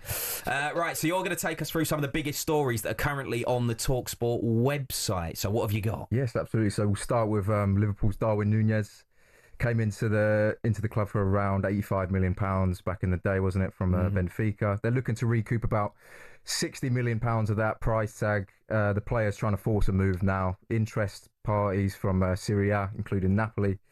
Antonio Conte likes the look of him. Saudi Arabia are also sniffing around, but Napoli at the moment, the front runners. I think he's a brilliant player. I was just about to say, I think he's a great player, but I don't think he's managed to, for whatever reason, do it at Liverpool. No, there've been moments, though. There have been moments, like, for example, you know, when I knew Liverpool were going to win the league, and I'm sure Liverpool fans will have an opinion on this, but the day that the penny dropped for me was when he turned up against Brentford. Yeah. It would look like that game had a draw written. Yeah. It looked like that game had a draw written all over it, and suddenly he pops up. I was gutted. Yeah, I bet you were. Do you remember the season before as well when he scored those 2 goals away at St James's Park? Yeah, off the bench. Yeah, and again, like, he's got it in him. And just to ask you the question, Nick, we were talking about Arsenal strikers before. Would I have him? I mean, if we can't get Gyökeres or Sesko, yeah, I'll definitely have him. But I mean, at that point, I'd have Watkins. I'd have anyone. I'd have. Do you play up front, Rory? Badly. I'd have anyone. You'd have Watkins over. Well, listen, over Nunez, though. Would I have Watkins? I think he offers you more. I think he offers you more guaranteed goals as well. Well, I mean, they're both Premier League proven, but yeah, I think I'd have Watkins over Nunez, mainly because he's an Arsenal fan as well. So that gets him extra points. But yeah, no, listen, I'm not surprised that there's a few admirers for Darwin Nunez. I think he's like you say, a good player. It just didn't work at Liverpool. Sometimes that's the way it goes. You know, we've all got stories about players that come to our clubs and it doesn't necessarily work out, and then they go somewhere else and they're brilliant. But I'm surprised that someone else in the Premier League isn't coming in for him. You know, I could see him at a West Ham. I know obviously they're a bit of a graveyard for strikers, but I don't know. He's too good for that. Do you think? So yeah, he's too good. Yeah, so what are they saying? Premier League goals in last season in a title-winning team. That is true, but obviously circumstance to that as well. Like he hasn't looked happy for a while, and obviously he's out there. Yeah. So no, I think he's a good player. And what you suggesting, Napoli? Napoli seem to be the front runners at the moment. Yeah, you can see him doing the business there. Their fans will love him as well. Yeah. He's very much kind of a Napoli. He fits the mould, doesn't he? Yeah, you think of Osimhen there for the last couple of seasons, obviously at Galatasaray last year, but similar sort of style of player, pace, aggression, eye for a goal. I think it could work. Yeah, I like it. I do. So what else is going on? Well, we've also heard reports today from Ruben Amorim's preference over his 2 striking options at Man United. Obviously, we've got Joshua Zirkzee and Rasmus Højlund. He's indicated that his preference would be to keep Joshua Zirkzee if there is a need to raise funds. So he would sell Rasmus Højlund if they need to bring in. Clowns to the left of me, jokers to the right.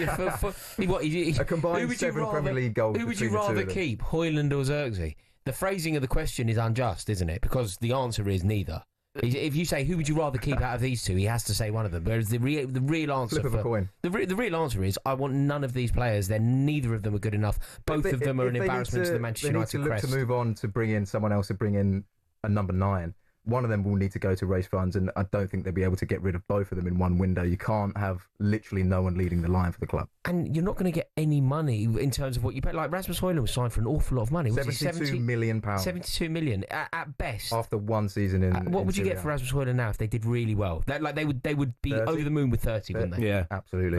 He's been such a bad signing, Rasmus Højlund. Do you think Rasmus Højlund is the worst player to have ever led the line for Manchester United? I heard you talking about this, and well, obviously in the you're talking Premier League era. Premier League era. Yeah. There isn't a worse player that has ever led the line. Like he's worse than Igalo.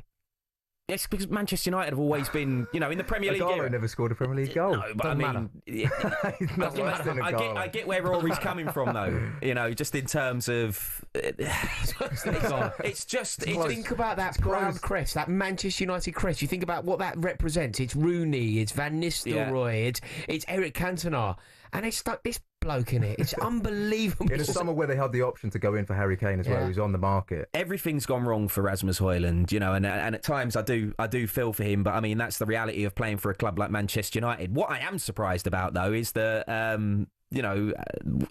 Amorim has alluded to a preference, because if you're the one that's not the preference, I mean, how does that make you feel? That's the key in the phrasing of the question, though, isn't it? They've forced him into it. They've asked the question that doesn't allow him to go, well, obviously neither of them. Because that's the truthful answer, isn't it? None of them are good enough to play for Manchester United. That'd be even worse, wouldn't it? Right, okay, so that's that. What's next? We've got Alexander Zinchenko, clearly fallen down the pecking order at Arsenal in the last 12 to 18 months, not getting enough game time. Seemed to be that he could leave the club for a cut price fee of about £10 million. Couple of Premier League clubs interested, European clubs interested as well. Fulham. Surprise, surprise. So many players leave Arsenal and go to Fulham these days. Well, if you've got a good relationship between the two clubs and there's a transfer fee that can be agreed, I don't see why they shouldn't do it. Yeah. Look, I think it would be a good time for Zinchenko to move on. He's clearly not in Mikel Arteta's plans for the future when it comes to that position, because it was the season before last, I believe, when he was really kind of like we used to call him like the queen in terms of, like, you know, in chess they can move anywhere, because he was massively important in the first season he came in. He was the left back, wasn't he? But he was playing kind of everywhere and anywhere, and he kind of used to do that at Manchester City and drift around under Pep Guardiola, and then he's come to Arsenal and done the same thing and did a great job. But as the team's evolved, as Mikel Arteta has focused much more on control and also having physicality and a rock solid defence, just Zinchenko doesn't fit the mould for that. So I think now's a good time to move him on. Would you say 10 million quid? 10 million quid. Yeah, I'd take that. It seems cheap, but if a deal can be done, I can't see why not. If I saw 10 million quid on the ground on the way here to the tube station, you know, I'll pick it up. You pick it up. Yeah, why not? What else have we got? We've got Jamie Gittens. Obviously, Chelsea have admired him. Here we go. They were desperate to try and get him in before the Club World Cup. They're preparing a bid of around £45 million to try and bring the Dortmund winger in. Enzo Maresca has obviously come out and said that he's desperate for a winger to come into the club. Obviously, Jadon Sancho left after his complete failure of a loan from Manchester United, where they were forced to pay a £5 million fee to send him back. £45 million. It looks as though the two clubs are about £5 million in negotiations between what they can agree on. I see this as a deal that's probably going to go through. So yeah. Rory's he's elated by it. I just feel like we need something more. Another 20-year-old coming into the Chelsea attack. That's a very inexperienced front line leading Chelsea into a Champions League campaign. Yeah, I completely agree with you. It's not being designed to make Chelsea a competitive force now. Is there a title push next season? What is the actual goal for Chelsea next season? I don't think it is about that. I don't think that's what we're trying to do. We're constantly signing young players whose value can increase, and the club can turn a profit. I don't think we're trying to build a team for the here and now. Similar to the Glazers. Yeah. Try and stay in the Champions League year after year. We're not really going to push for the elevate the value of the club by signing young players on huge contracts. All right, Oren, we'll leave it there. Thank you very much. That's Oren Toner from the talkSPORT website. Well, if you missed it a little bit earlier on in the cricket, England did rather well. England have beaten India by 5 wickets in an incredible test match at Headingley. It's their second highest run chase in test matches in England. Ben Duckett scoring 149. Joe Root holding the innings together. So with the bat really good, with the ball work to do, but Archer back for Edgbaston will be absolutely massive. You don't know what's going to happen before a ball's bowled. You've got to go with what you think is going to give you, the best chance of winning the game, and it's a good job. Test cricket's played over 5 days.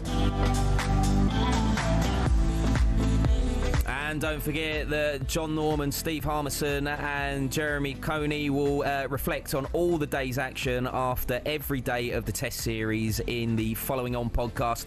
This will be available on the Following On podcast feed, as well as the talkSPORT Cricket YouTube channel. You're listening to the Transfer Insiders right here on talkSPORT with Ladbrokes, 18+, BeGambleAware.org. Now, get this, Rory, we've got some big breaking transfer news coming up after 9 p.m. But next, we'll look ahead to Chelsea's overnight game against ES Tunis in the Club World Cup.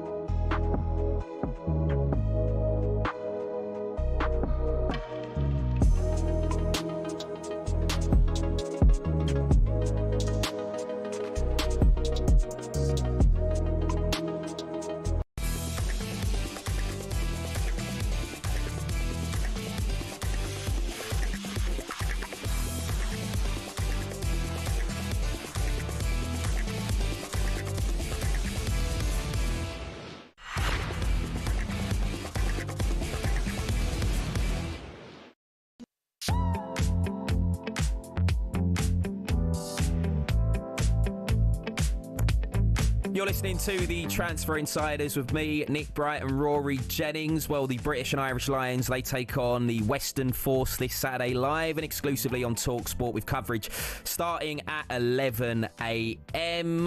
Whilst every day this week over on talkSPORT 2, you can hear Lions Uncaged as we bring you everything you need to know from the Lions camp, including exclusive interviews, breaking news, and some of the behind-the-scenes stories that you won't be able to hear anywhere else.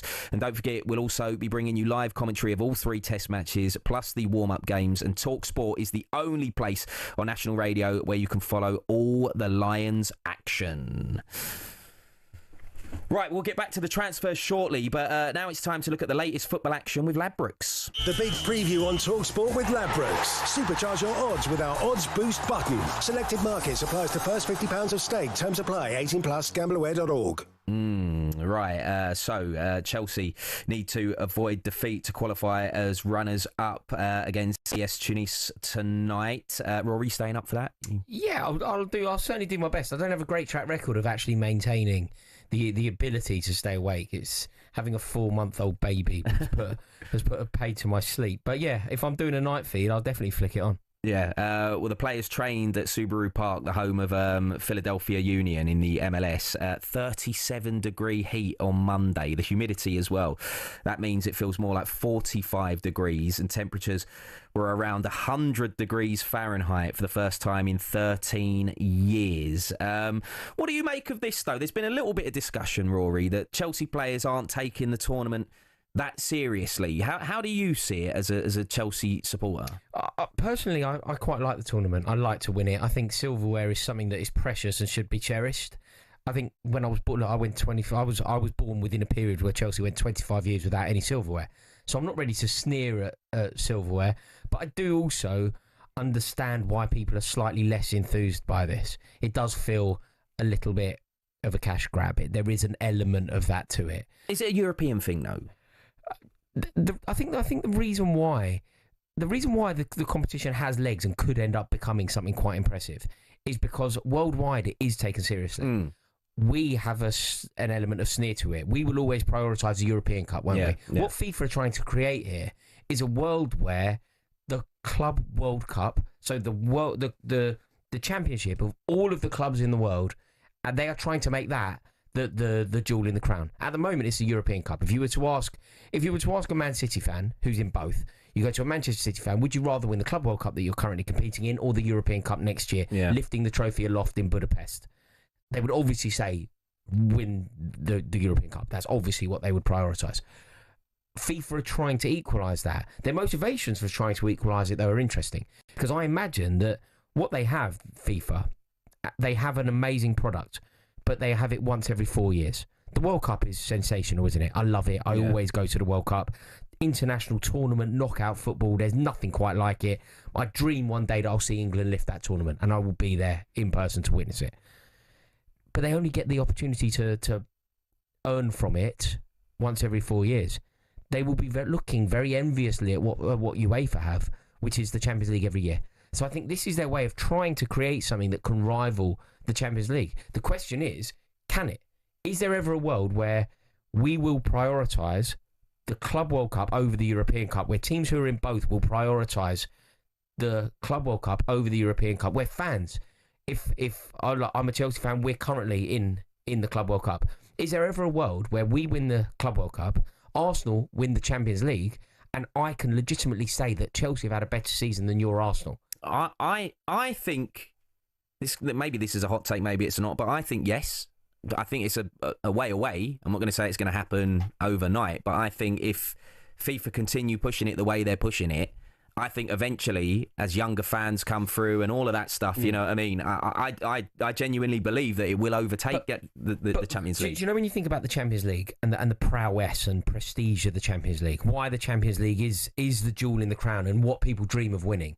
The reason why fans go potty when they finally see their team get over the line, and the reason why the greatest night in my football supporting life occurred maybe at the Reebok when Lampard went round Jääskeläinen, but also maybe when Didier Drogba scored in Munich, is because of the history of the tournament. Like, the reason why, if you try and explore, why does it matter so much? Why does the European Cup count so much? The answer really is history. Yeah, you become part of that history, and you're winning arguably the most important trophy in domestic football in Europe, anyway. But I can't help but look at it and I don't want to do anybody a disservice here, but the new fans coming through. So a lot of the time when you speak to younger fans, they can't even tell you that Forest have won it. They can't tell you that Villa have won it. Do you know what I mean? So that's my point. I look at it like if the Club World Cup it's not about attracting the biggest teams. It's about teams qualifying for it. If Real Madrid, Barcelona, Bayern Munich, Manchester City, Man United, maybe eventually at some point, if they're all playing in this Club World Cup, the biggest clubs are playing there. That's going to attract the fans. So do you think that UEFA, do you think that the bigwigs at UEFA are worried about this? Do you think that they see it as a threat, or do you think that they believe that the European Cup is too strong for this challenge being launched by FIFA? I think that they'd have to think about it. If they're not, then they should, because look, we all know that money talks in this world, and whoever's got the deepest pockets can usually win. That in itself, though, is actually good news for the Champions League. If the reason that clubs want to win it, and look, Chelsea as a club, maybe the players different, but as a club, the clubs are desperate to win it, and the reason that they're desperate to win it is because you earn Champions League money, which takes you a year to win the Champions League. It takes you an entire year, in the entire season, to win the kind of money that you get for the Champions League. You can win a Champions League money in a month. In actually, it's kind of in your month off. So you get it right, you have a favourable draw, you end up lifting this tournament. Okay, it might have the prestige, it might be impressive, it might go down in history, it might not. But you will earn Champions League money in 1 month. But that's good news for UEFA. If people are only trying to win it for the money, because people aren't trying to win the European Cup for the money. When Real Madrid win they're 15th, when Gareth Bale scores a bicycle kick in the most glorious circumstances to win Real Madrid a European Cup, literally nobody in the stadium is thinking about the money. Oh, yeah. That means that it's the winner currently, obviously. If people are trying to win the Club World Cup for the money, then maybe it doesn't actually matter, because prestige, history, prowess, value, they're the things that actually make a trophy worth winning. Yeah, I take your point on board. I wanted to get your take, just, let's head back to the football, I guess, rather than the talking about the tournament. And I know that as football fans, you want to see your team win every competition that they enter, right? So I'm guessing this is the same for Chelsea supporters. But I wanted to ask your opinion of Enzo Maresca's leadership. And the reason I ask you that question is already, see, I know, because I hear you regularly on talkSPORT, Rory, and I know that you haven't been the biggest supporter of Enzo Maresca. I know that, right? You've got into the Champions League now. You're probably going to get through to the next round of the Club World Cup. He's doing a job for you. What I would contest there is your choice of language a touch. I feel like I've actually been quite a good supporter of his. Really? I think so. I think what I've tried to do is give him the benefit of the doubt. And it's not in my nature to give anyone the benefit of the doubt. It doesn't come naturally to me at all. I wouldn't be able to dig it up, but I've heard rants. Heard rants. Oh no, but the rants will have happened off the back of us losing to Ipswich at Portman Road, right, where a rant is deserved. What I think is fair is I don't think Enzo Maresca is good enough to manage Chelsea. I really don't. But equally, I said he deserves the opportunity to manage Chelsea because he did what he set out to do. At the beginning of the season last year, his responsibility was to get Chelsea into the Champions League and ideally win some silverware along the way. He achieved both of those things. It would be ludicrous to sack him when he's achieved what we set out to do. But in terms of the way that he conducts himself, in terms of the leadership that you get from him, in terms of what a manager is supposed to do, no, I think he's desperately lacking. And that kind of football, that possession for possession's sake, I just can't bear it. I also think that there are some noises coming out of the club that are quite troubling. When, for example, Cole Palmer says that he'd had enough of the manager's tactics and decided to go it alone and win Chelsea a European trophy, which is what he did. In Rocklow, when it wasn't going our way, we were 1-0 down to a decent Betis side, and what Cole Palmer said afterwards was striking. He basically said, I did what I wanted to do. I decided to just take the game by the scruff of the neck and win Chelsea European silverware. It was amazing what he did, but he just decided to turn the game on its head. He did that, and everything that he did was almost the antithesis of what the manager was suggesting that he should do. Did you ever hear that clip when Enzo Fernandez got the ball? Chelsea should have been on the attack at home, and he laid it back to the keeper, and everybody booed. And Maresca was asked about it. Like, what did you think about the fans booing that moment? Enzo Maresca, Chelsea were chasing the game. Enzo Fernandez, should have been looking forward. He should have been trying to be adventurous, trying to be brave, trying to score Chelsea a goal. And instead of that, he laid it back to the keeper and everybody booed. Maresca said if he didn't do that, he would be subbed. If he didn't keep possession, for the sake of possession, he would be subbed. I mean, that to me is just everything that football shouldn't be. Football is about expression. All of my favourite footballers, nobody wants to be a great system footballer, do they? Everybody wants to be Arjen Robben. Everybody wants to be Joe Cole. Everybody wants to be Damien Duff. And we're literally hearing the manager, and we're hearing the most mercurial player at the club, arguably in the league, say that he's not allowed to express himself. Yeah. Well, in a word, can he change your mind, Enzo Maresca? No, I don't think he's good enough for the job. Word. It's more than a word. No, then. No. There it is. Remember, 2 a.m. tonight, Gittens against Chelsea in the Club World Cup, exclusively on talkSPORT, presented by Paul Ross. You got commentary from Nigel Adderley and former Arsenal winger Perry Groves. That was all thanks to Ladbrokes. 18+, be gambleaware.org. The big preview on talkSPORT with Ladbrokes. Supercharge your odds with our odds boost button. Selected markets applies to first £50 of stake. Terms apply. 18+, gambleaware.org. And next, we'll be bringing you some big breaking transfer news.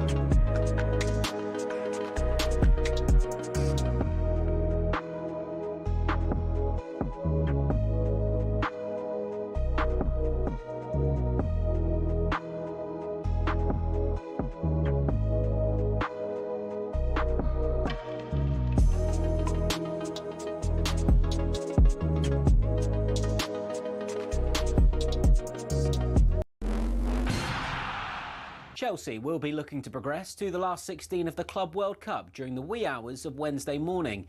They're up against AES Tunis in Philadelphia and need to avoid defeat to make it through. But Enzo Maresca says it's been almost impossible to train because of the heat in the States. Now we are trying just to save energy for the game. This morning session has been very, very, very short. Has been just about tomorrow game, plan for tomorrow, and that's it. No more than that, because as you can see, it's quite difficult to, it's not easy with this condition, with this temperature, but we are going to try to do our best. While Nicholas Jackson's been banned for 2 games at the tournament following his red card against Flamengo, elsewhere a former United manager is keen to bring a current United outcast to Turkey. Jose Mourinho wants Jadon Sancho at Fenerbahce. talkSPORT's Ben Jacobs says the Turkish giants are battling Napoli for the winger. My understanding is that Jose Mourinho and Sancho have had a face-to-face Zoom or whatever appropriate technology they use, and they've spoken about this project. And then financially speaking, Fenerbahce have got big budget. We're really seeing Turkish clubs be ambitious this summer. We know that Galatasaray won the race for Leroy Sané, but Fenerbahce were there, and the same kind of salary offered to Sané is available to Sancho. It's understood Fenerbahce are also after lead stopper Elan Meslier. We understand Keith Andrews has agreed to become Brentford's new head coach. Darren Bent believes it's a risk, but a calculated one. You want someone who has obviously got that managerial experience before, that maybe had even managed in the Premier League before, but the fact they've opted for this route, someone at the club must have gone, do you know what, he's good enough. Because surely you do your homework. And Brentford's a club, I think, when they do their homework in terms of managers, because you had the Thomas Frank with the Dean Smith, and then he took over. He's definitely one of those when I look at Brentford Football Club, in terms of transfers, in terms of recruitment, appointments, in terms of staff, they're quite meticulous in what they do. It's never just off the cuff, is it? This as Middlesbrough have confirmed the appointment of Rob Edwards as their new head coach on a 3-year contract. There's more online at talksport.com.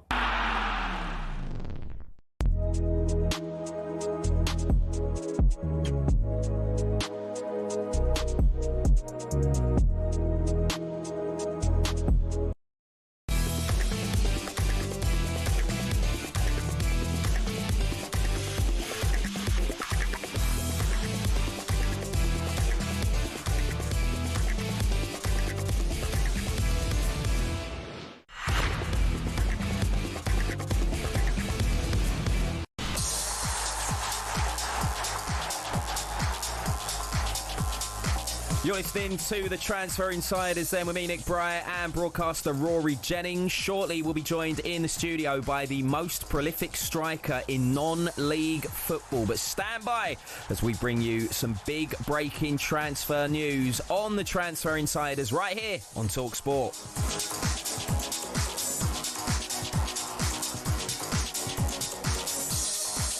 Right then, to join us for this breaking transfer news then, I'm delighted to welcome our transfer correspondent, Ollie Klink, back to the show twice in one night. Can you believe it? Not my lucky day, is it? No one else available?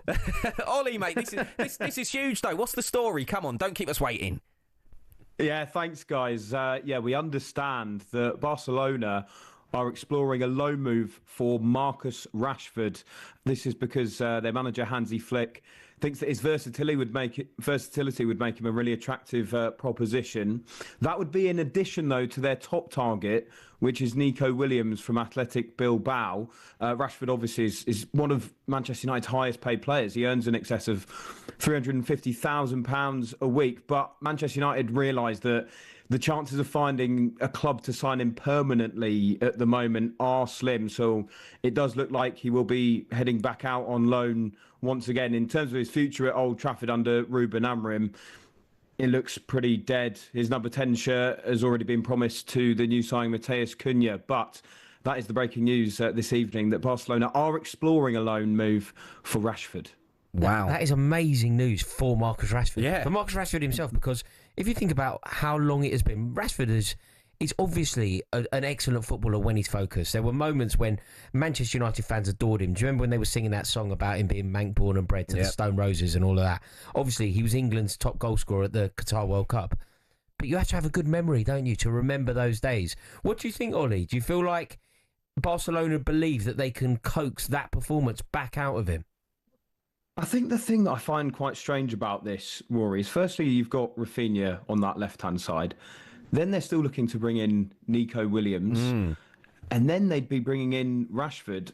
Look, if Flick likes his versatility, that's great. But I'd still argue that you do get the best out of Rashford when he plays on that left-hand side rather than through the middle. So whether Flick thinks he can reinvent that side of Rashford, that's the only way I can see him getting regular game time in this Barcelona side. Obviously, that's where Lewandowski is at the moment. I do think you're right. I think it's a good move for Marcus Rashford in terms of the prestige of joining Barcelona. We know it's a club that he is very, very keen to join. But just in terms of game time, I think that would be difficult for Rashford to get too many games. Yeah, I agree. You know, when as soon as the Nico Williams news broke, and you know it was Nico that was coming in, I thought, well, that's it for Rashford going to Barcelona. But clearly not. I mean, like Rory's just said, I mean, Rashford would probably be pinching himself a little bit because we've known for a long time that he's wanted to go to a big club like Barcelona. But I don't know where they're getting the money from, because all you ever hear about Barcelona is their skint, Ollie. All you ever hear is they don't have the money to spend. You know, they're in this much debt and that much debt, but yet they always manage to sign these massive players. And one of the big stalling points with Marcus Rashford is his wages. 350 grand a week. Do we know who might be covering that? Will it be a split thing? You would imagine that, yeah, it would still be Manchester United, paying a fair chunk of those wages because of the reasons that you've just explained there, Nick. It's funny as well. I think just going back to Rashford and his performances too, I think he did well at Aston Villa. I thought he had some good performances in some games, but to put it to Rory, I mean, did you see enough from Marcus Rashford there to see a player that should be on the books of Barcelona? No, they're the Spanish champions. They're the Spanish champions for a reason. They've got Lamine Yamal and Rafinha currently playing, both of them playing out of their skin.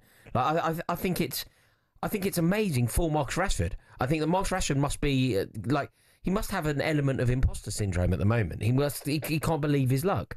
But if he gets the move and he applies himself, it could be the coming of age moment that he needs. It could be the making of him, because he will never get an opportunity like this again, and he knows that. Like I feel like this is a punt that perhaps some would argue that he doesn't deserve already.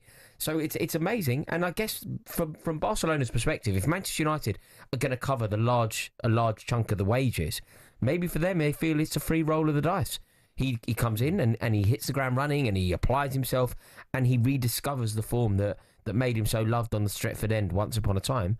And if he doesn't work out, if it doesn't go his way, ultimately he will remain Manchester United's problem and Barcelona will send him back to Manchester. Yeah. Right, Ollie, we'll let you go. Thank you for coming on again. That's Ollie Klink, the talkSPORT transfer reporter, with that big breaking news that Barcelona are exploring a loan move for Marcus Rashford. Yeah, that's right. You heard it here. Listen, Rory, I'm quite shocked at this. You know, like we were just saying, I thought that Nico Williams coming in would spell the end of this, but it could be. Look, let's be selfish about this. You know, neither of us support Manchester United, but we both support England.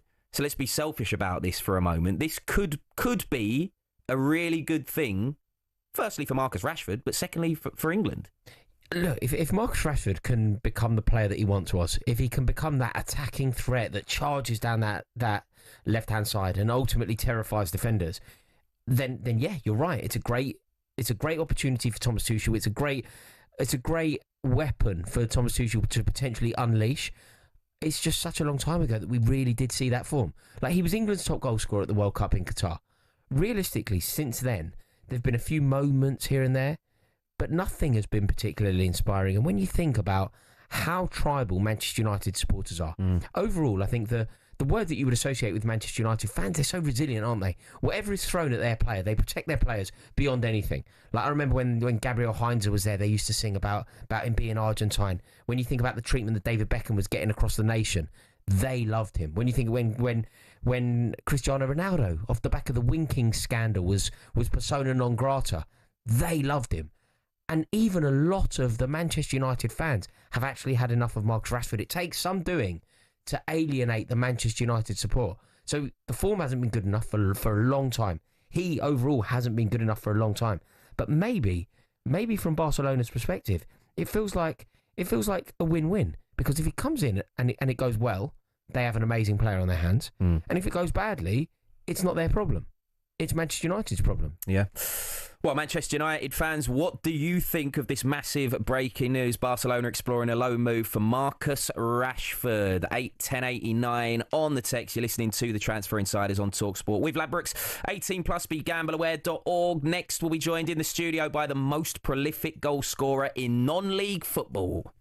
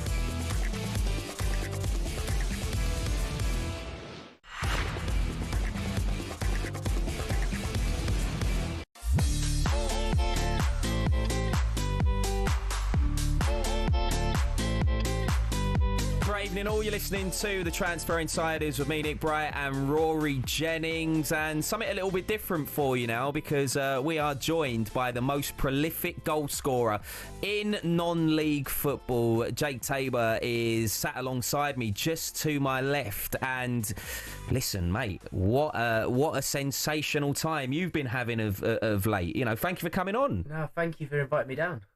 127 goals in 91 appearances. It's insane. Mate, that's ridiculous. Yeah, it's pretty good stats. It's, incredible, really. But then again, it's the lower level of the non-league pyramid, so... So a lot of these goals were scored for Amersham. Yeah. Amersham Town.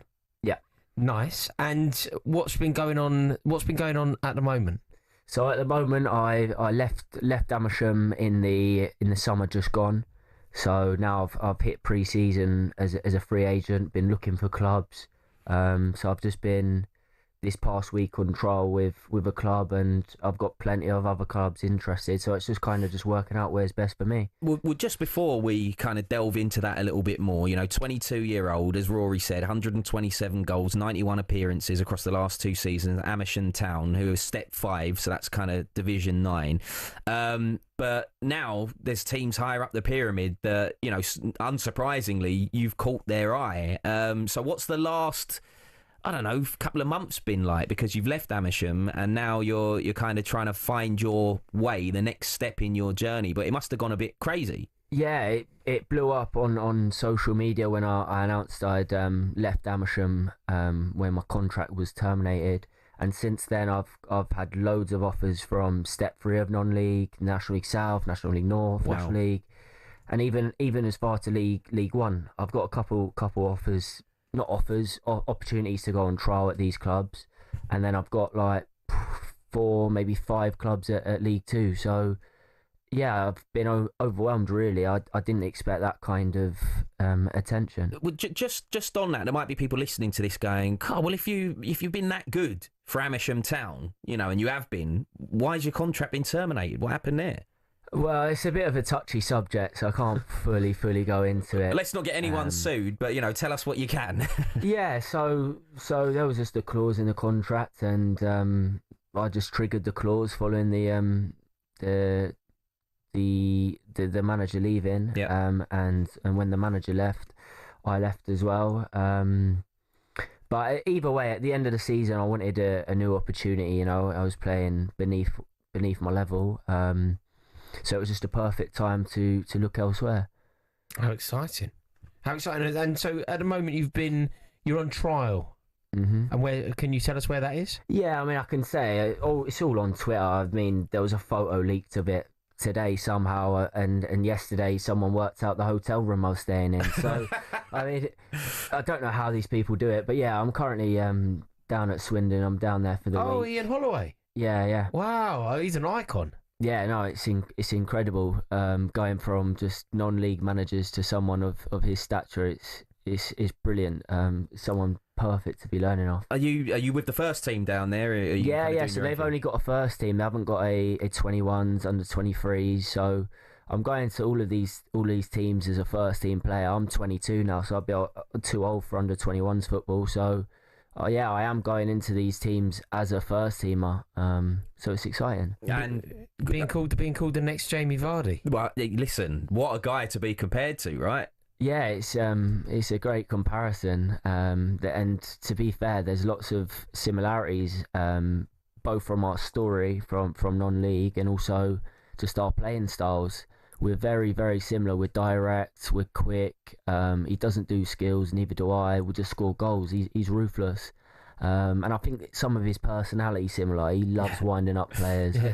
I love it too. You're going to be drop kicking a corner flag sometime soon then. Yeah, I love the wild celebration. So yeah, no, it's a good comparison. Is it going well though down at Swindon so far? Yeah, so far so good. We've done some running, and I've done really well with the running. So I am pleased. Yeah. Just out of curiosity, actually, because obviously we're all massive football fans. We couldn't work here if we weren't. But a lot of people, even listening, we don't necessarily know what happens when you do a trial. So kind of what goes into it? What are they looking at? Well, it's a weird one because it's pre-season and it's the first week of pre-season. it's hard to look at you of just running. So the first few days we've just done running and little bits of ball work. As you ease into the week, you'll start to do more on the ball. But with the running, I guess you've just got to stand out with the running. And thankfully, we've done two running drills of like longer distances, and I've come first in both. So lovely. Yeah. So how long does the trial last? You generally join a club for about a week. Yeah, that's kind of general, but it's up to you really. It's whatever you agree with them. Like I could go on trial for 6 weeks of the pre-season with all different clubs for a week at a time. But how long do you leave it till you sign somewhere? Because you don't want to be high and dry left in August. So it's a tough one. You've got to balance it. But from your perspective, you'll want it sorted ASAP, won't you? You want to know if you've got a contract. Yeah, 100%. Because the longer you leave it, the it's problematic. Yeah, because teams have signed other players. Yeah. They might not have the money anymore because they've signed other players. So the longer you leave it, the worse it is for you. So ideally, you want to get it, whatever it is, sorted as soon as possible. How hard is it to break into the professional game? Oh, incredibly. Especially when I was playing at my level of football. But it just goes to show, no matter what level you're playing, if you're getting good numbers or good performances, there's always someone watching. Where were you though before? Because we mentioned Amersham, but obviously that's not the only club that's been in your journey. So what's your journey been?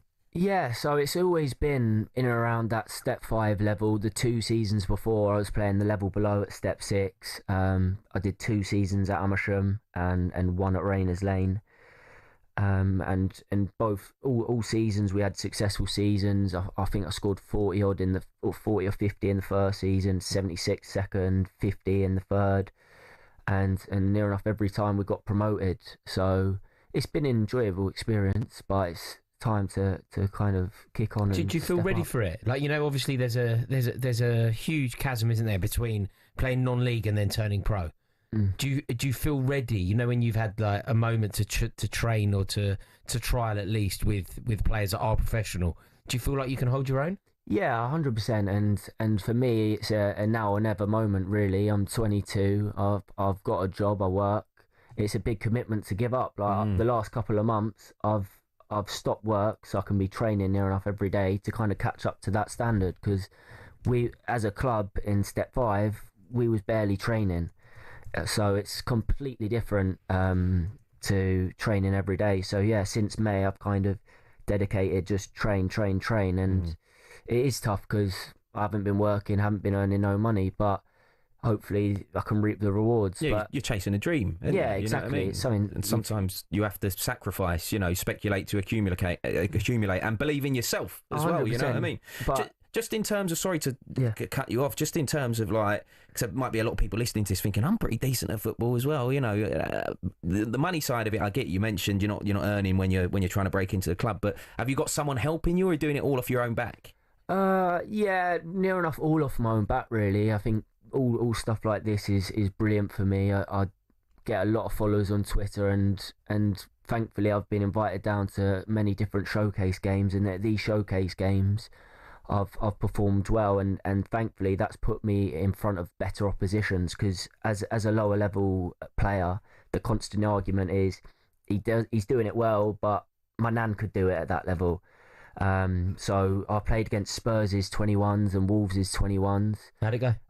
Yeah, done really well against Spurs, and then that's what we like to hear. That's what we like to hear. Come on. Scored a hat-trick against Wolves. So amazing. That was perfect. Then I had the highlights, and I could then show everyone that, and that kind of ends the debate of, can he do it in that top level? Yeah, it's like, look, don't get me wrong, it's still under 21s, and they'll probably be playing half their squad, but still can. Yeah, that's out of my control. And there's loads of examples, aren't there? Like Dan Burn was playing for Darlington fairly recently, wasn't he? Yeah. Obviously, Mikel Antonio was at Tooting and Mitcham, I think. Yeah. Like, there are examples of players. Ian Wright famously, Jamie Vardy. There are lots of examples.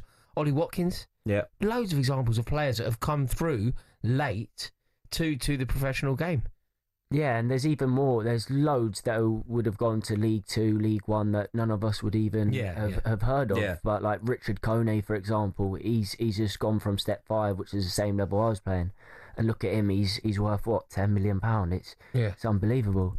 Is there a particular striker you grew up watching that you'd like to say you model your game on? To be honest, I don't really watch football to model my game off anyone. I kind of just watch it for a bit of fun. I'm not that. So many footballers say it. You sound like Ben White. Yeah. Who do you support? Do you support anyone passionately? Not really anymore. No, really? No. But no. So Ronaldo growing up was class. Yeah, it's a good one to aim for. I think that one. Yeah. Ronaldo's the GOAT for sure. Yeah. So what's the obviously you want to get signed, that goes without saying. You believe that if you get signed, let's just say let's hypothetically say, right, I'm gonna say Ian Holloway, I'm Ian Holloway, we love you, sign that, come on bosh. Then what's the kind of dream look like for you after that?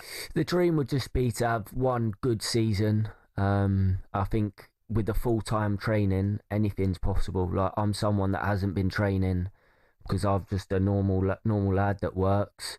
But under that proper coaching and guidance, I think I could be nurtured into a top player. So I think if I could get one good season under my belt, that'd be brilliant. Get some 10, 15 goals, whatever it may be, and then you look to kick on. But obviously you've got to get signed first, and you've got to break into the team. Like, there's a lot in the way, but assuming all goes well, that would be the plan. You kick on, and you never know where you could go. You're doing all the right things, my friend. If you don't mind me asking, what do you do for a living then when you're not trying to make it as a footballer? I sell Peloton bikes. Right, okay. Yeah. Okay. So you get me a discount then if I need one? Yeah, I could get you a cheap Peloton bike. Come on. So if the club need a Peloton bike, I could give them one. If they want to sign me. But you're the gift that keeps giving. Scores loads of goals and gets you a discount on the Pelotons. Yeah, I should say other brands are available and all of that, you know what I mean? But listen, look, it's brilliant having you in and having a chat with us. And the last thing I wanted to just ask you about is your social media, because clearly that's been a huge part of your journey. Lots of people have found you on there. So if anyone's listening to this right now or watching us on Smart Telly or YouTube channel, where can they find you? Yeah, so on Instagram and Twitter, my user is Jake76T.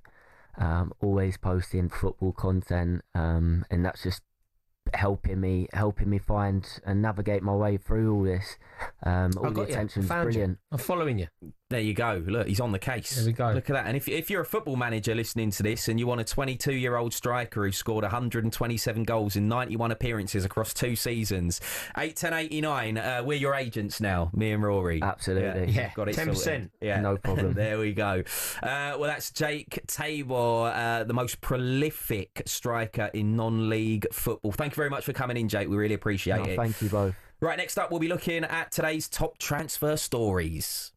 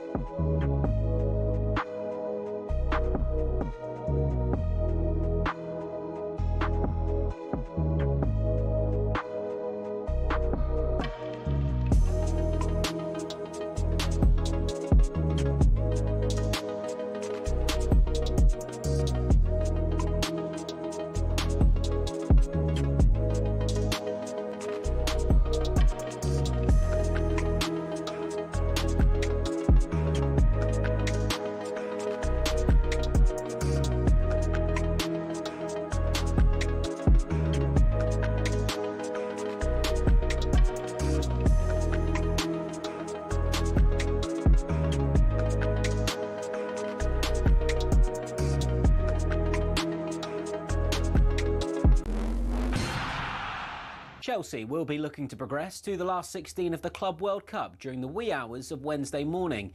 They're up against ES Tunis in Philadelphia and need to avoid defeat to make it through. But Enzo Maresca says it's been almost impossible to train because of the heat in the States. Now we are trying just to save energy for the game. This morning session has been very short. Has been just about tomorrow game, plan for tomorrow, and that's it. Elsewhere, a former United manager is keen to bring a current United outcast to Turkey.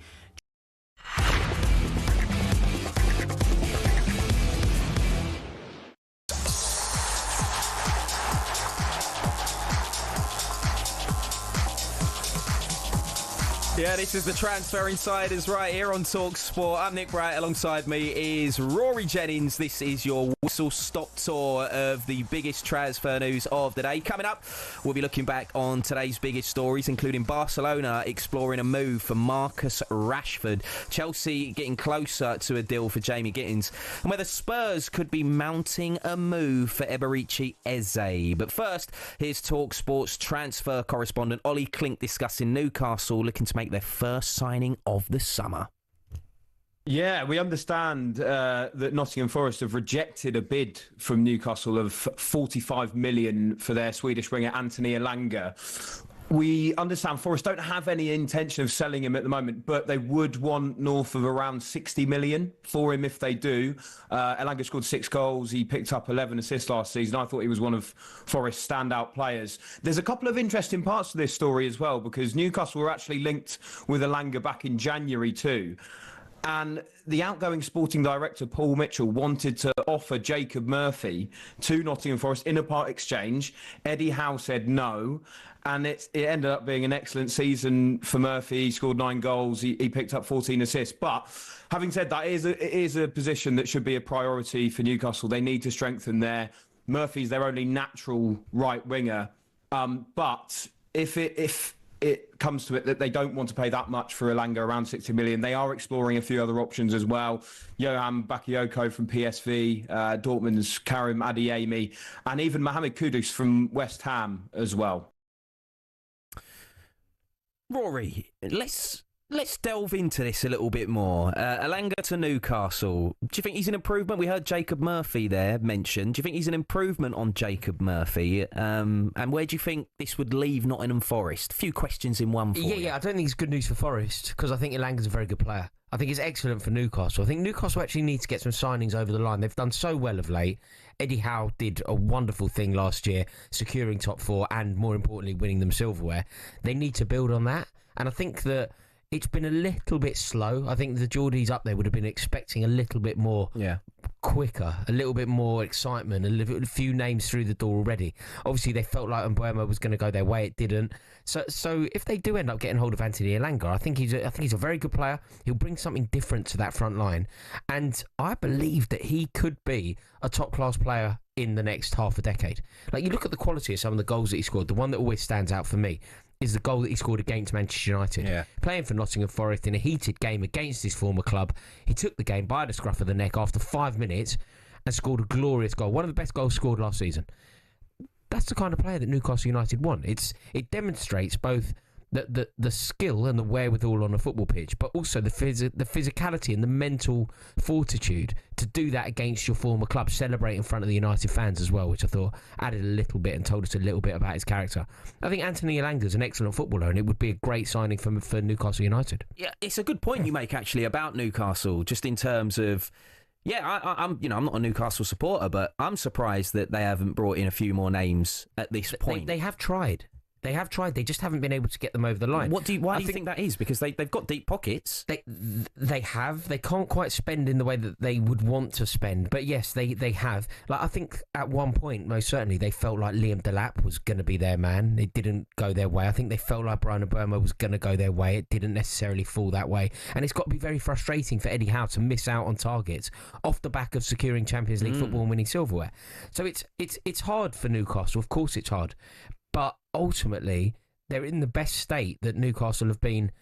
I think probably in my lifetime. Obviously, they had that amazing season under Kevin Keegan. But realistically, it feels like the club is at its most stable, most secure, And in terms of what's happening on the pitch, they've got the best manager that they could possibly get. I think they're in a really good position, Newcastle United.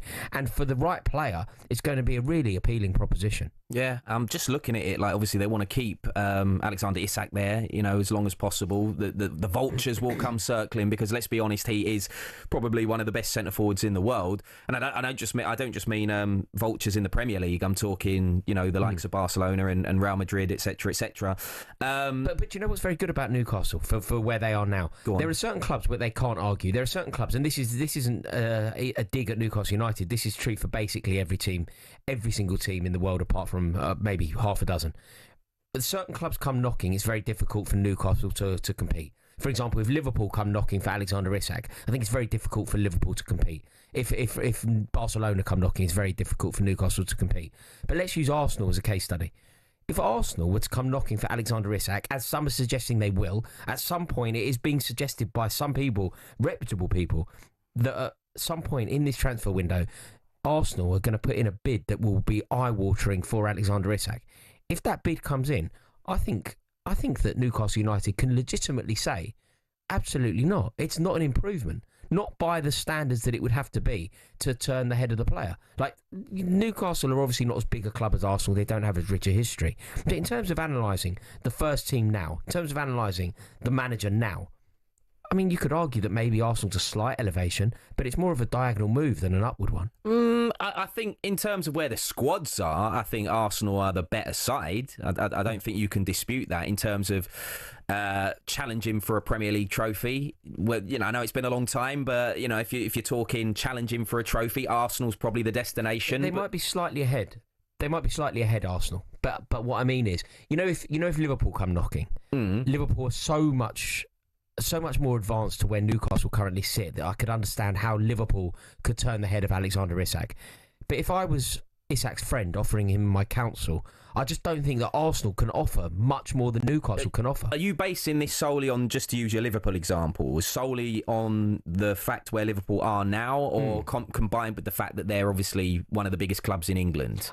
All of the above. All of the above. I think the prestige of Liverpool, combined with the fact that they're champions, combined with the fact that they have gone out and had a glittering window, and combine all of that with the fact that they have some genuine Premier League icons in the team. Yeah. You get to play with Mohamed Salah, you get to play with Virgil van Dijk, you get to play with Alisson. All of that, the entire package of Liverpool makes it a very alluring proposition for any footballer in the world.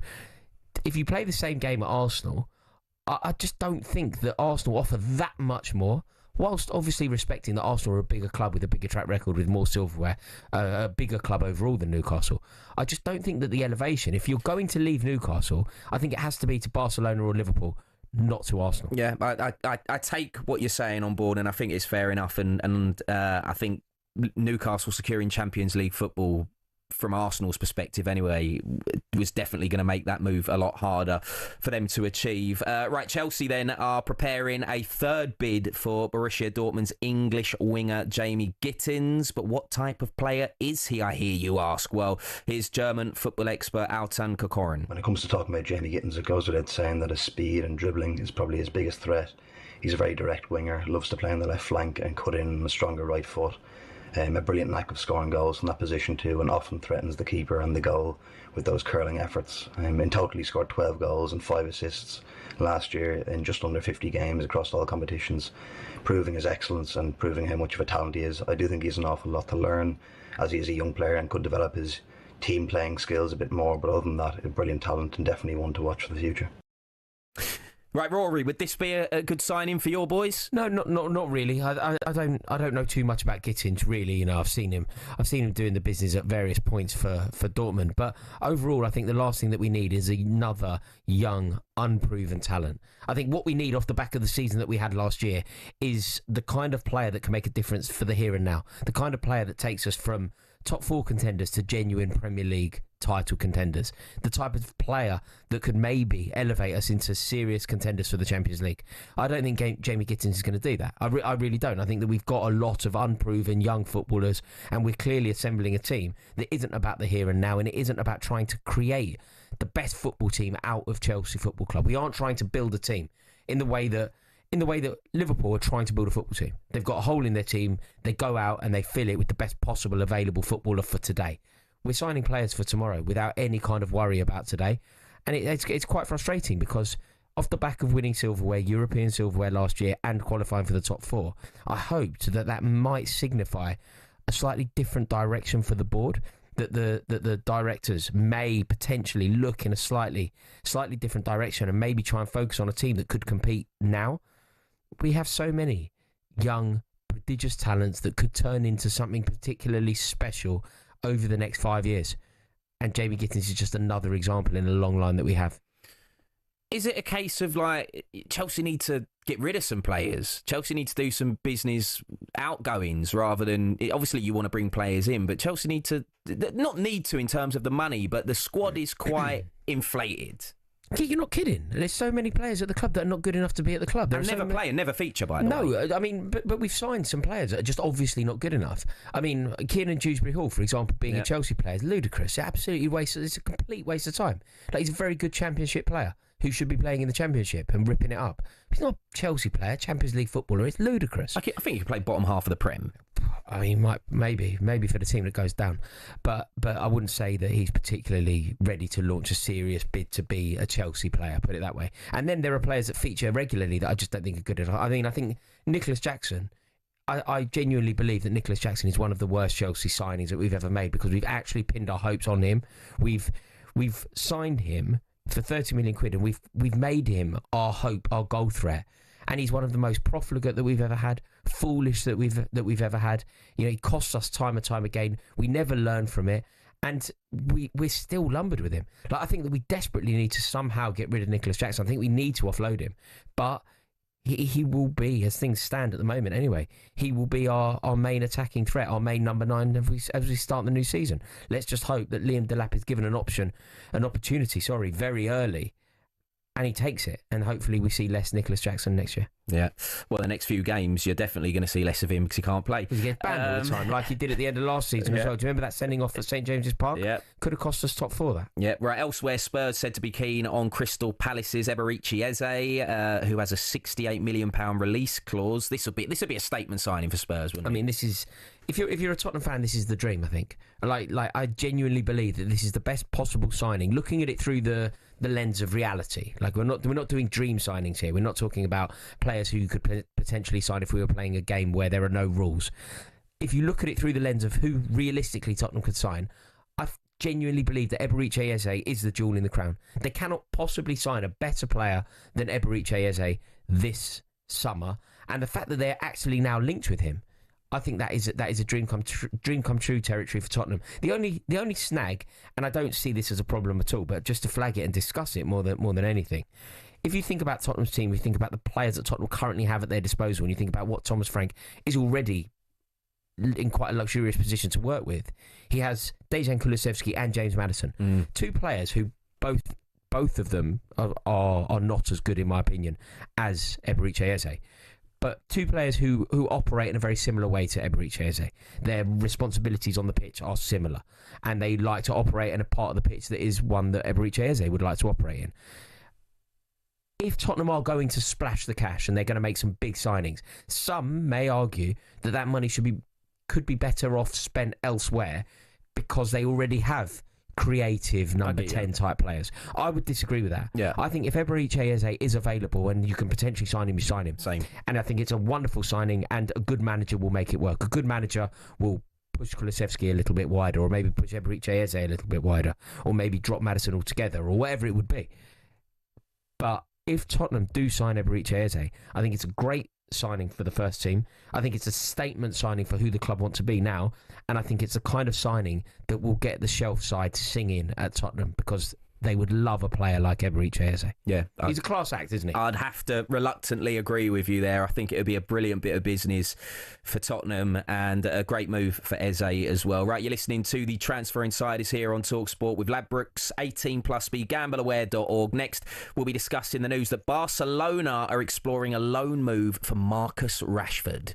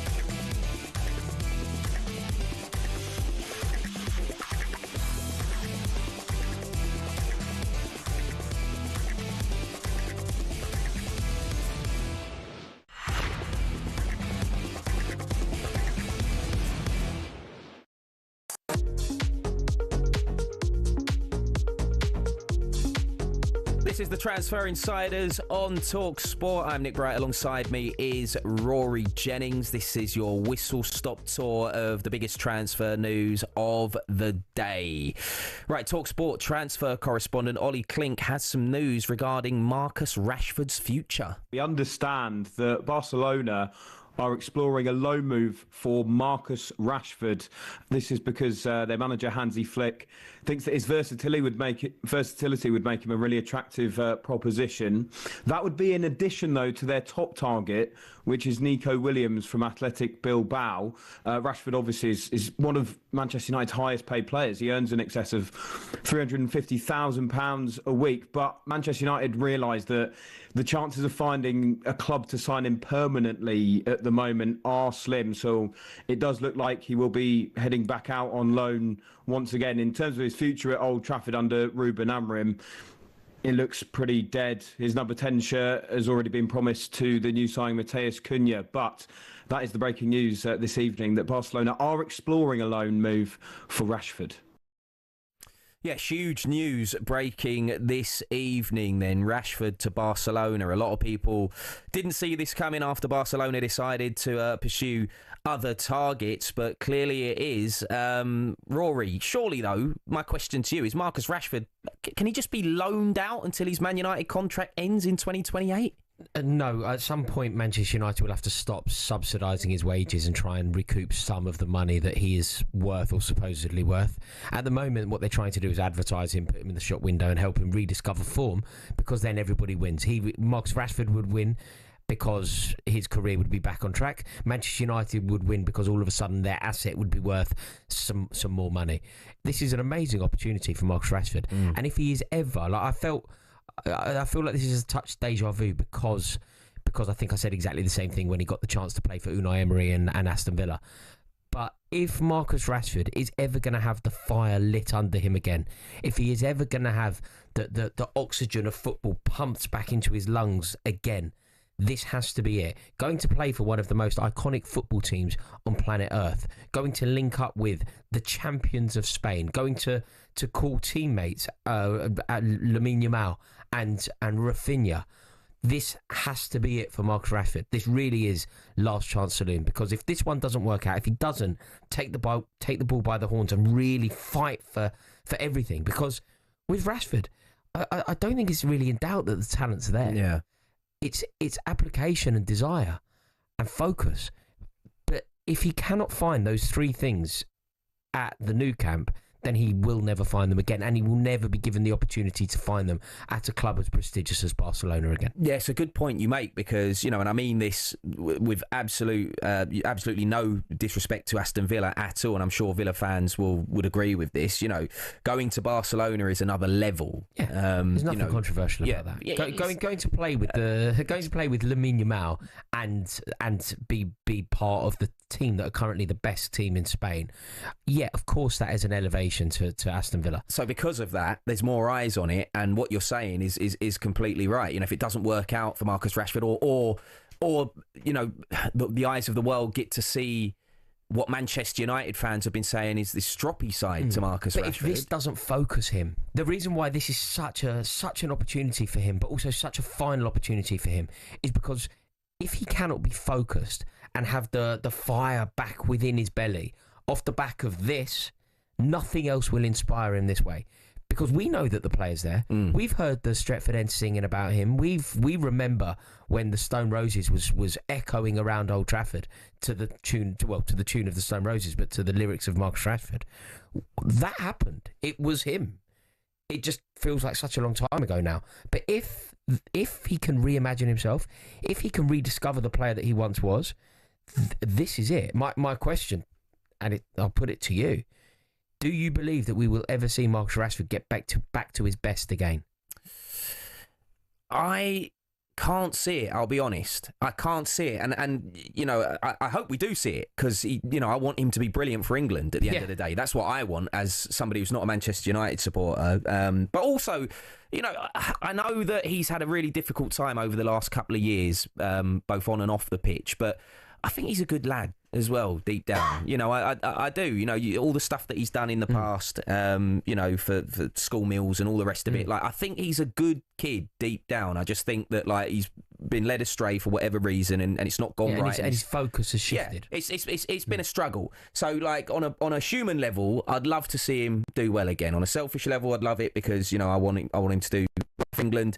But my question to you, just to bounce one back to you, Rory, is: does he play at Barcelona? That's the thing. He'll get opportunities. But does he get? Is he in the first 11? No, probably not. But Barcelona's season will probably go in a positive way, and if it does, Barcelona will play in excess of 60 games. There will be game time, and what he needs to do is give Hansi Flick a major headache, and the only headache that he gives him isn't about his conduct off the pitch. It isn't about his professionalism. It isn't about his punctuality. The only headache that he needs to give to Hansi Flick is making it very difficult for Hansi Flick to leave him out of the team.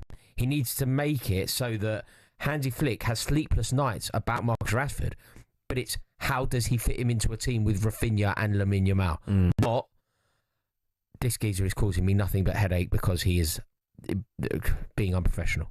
So this is the opportunity, and I'm with you. I like the idea of Marcus Rashford rediscovering himself, finding some form, because I'm with you. I think he's a good guy that has lost all focus on football. But if he can find it again, there is a player there. And if you are ever going to find your focus, it's going to be charging down the wing at the Nou Camp, isn't it? With 90,000 Catalonians roaring you on. Yeah, I mean, the one thing that he definitely does have is self-belief, because he's always believed that he would get an opportunity like this. It's interesting because he said it, didn't he? It's come along. And when he said it, obviously he would be privy to some information that perhaps we weren't. But when he came out and said, I've got my heart set on Barcelona, I think a lot of people went, yeah, all right, mate, me too. me too. And it's actually come to fruition, and there is a genuine world where he will be wearing the iconic strip of Barcelona next season. And if he can use that as a foundation level for him to whet his appetite for football again, it's make or break, isn't it? It's boom or bust for Rashford after this. Yeah. Well, listen, Rory, we'll have to leave it there, mate. Thank you very much. We're brilliant. It's been an honour, Nick Bright. Thank you so much. It's been great to sit opposite you. Right, this has been the Transfer Insiders. The show will be back on radio, YouTube, your smart TV, and the talkSPORT app from 7 p.m. You can catch the podcast on Apple, Spotify, Acast, or wherever you get your podcasts. Coming up next here on talkSPORT, it's the Sports Bar with Jamie O'Hara and Jason Cundy.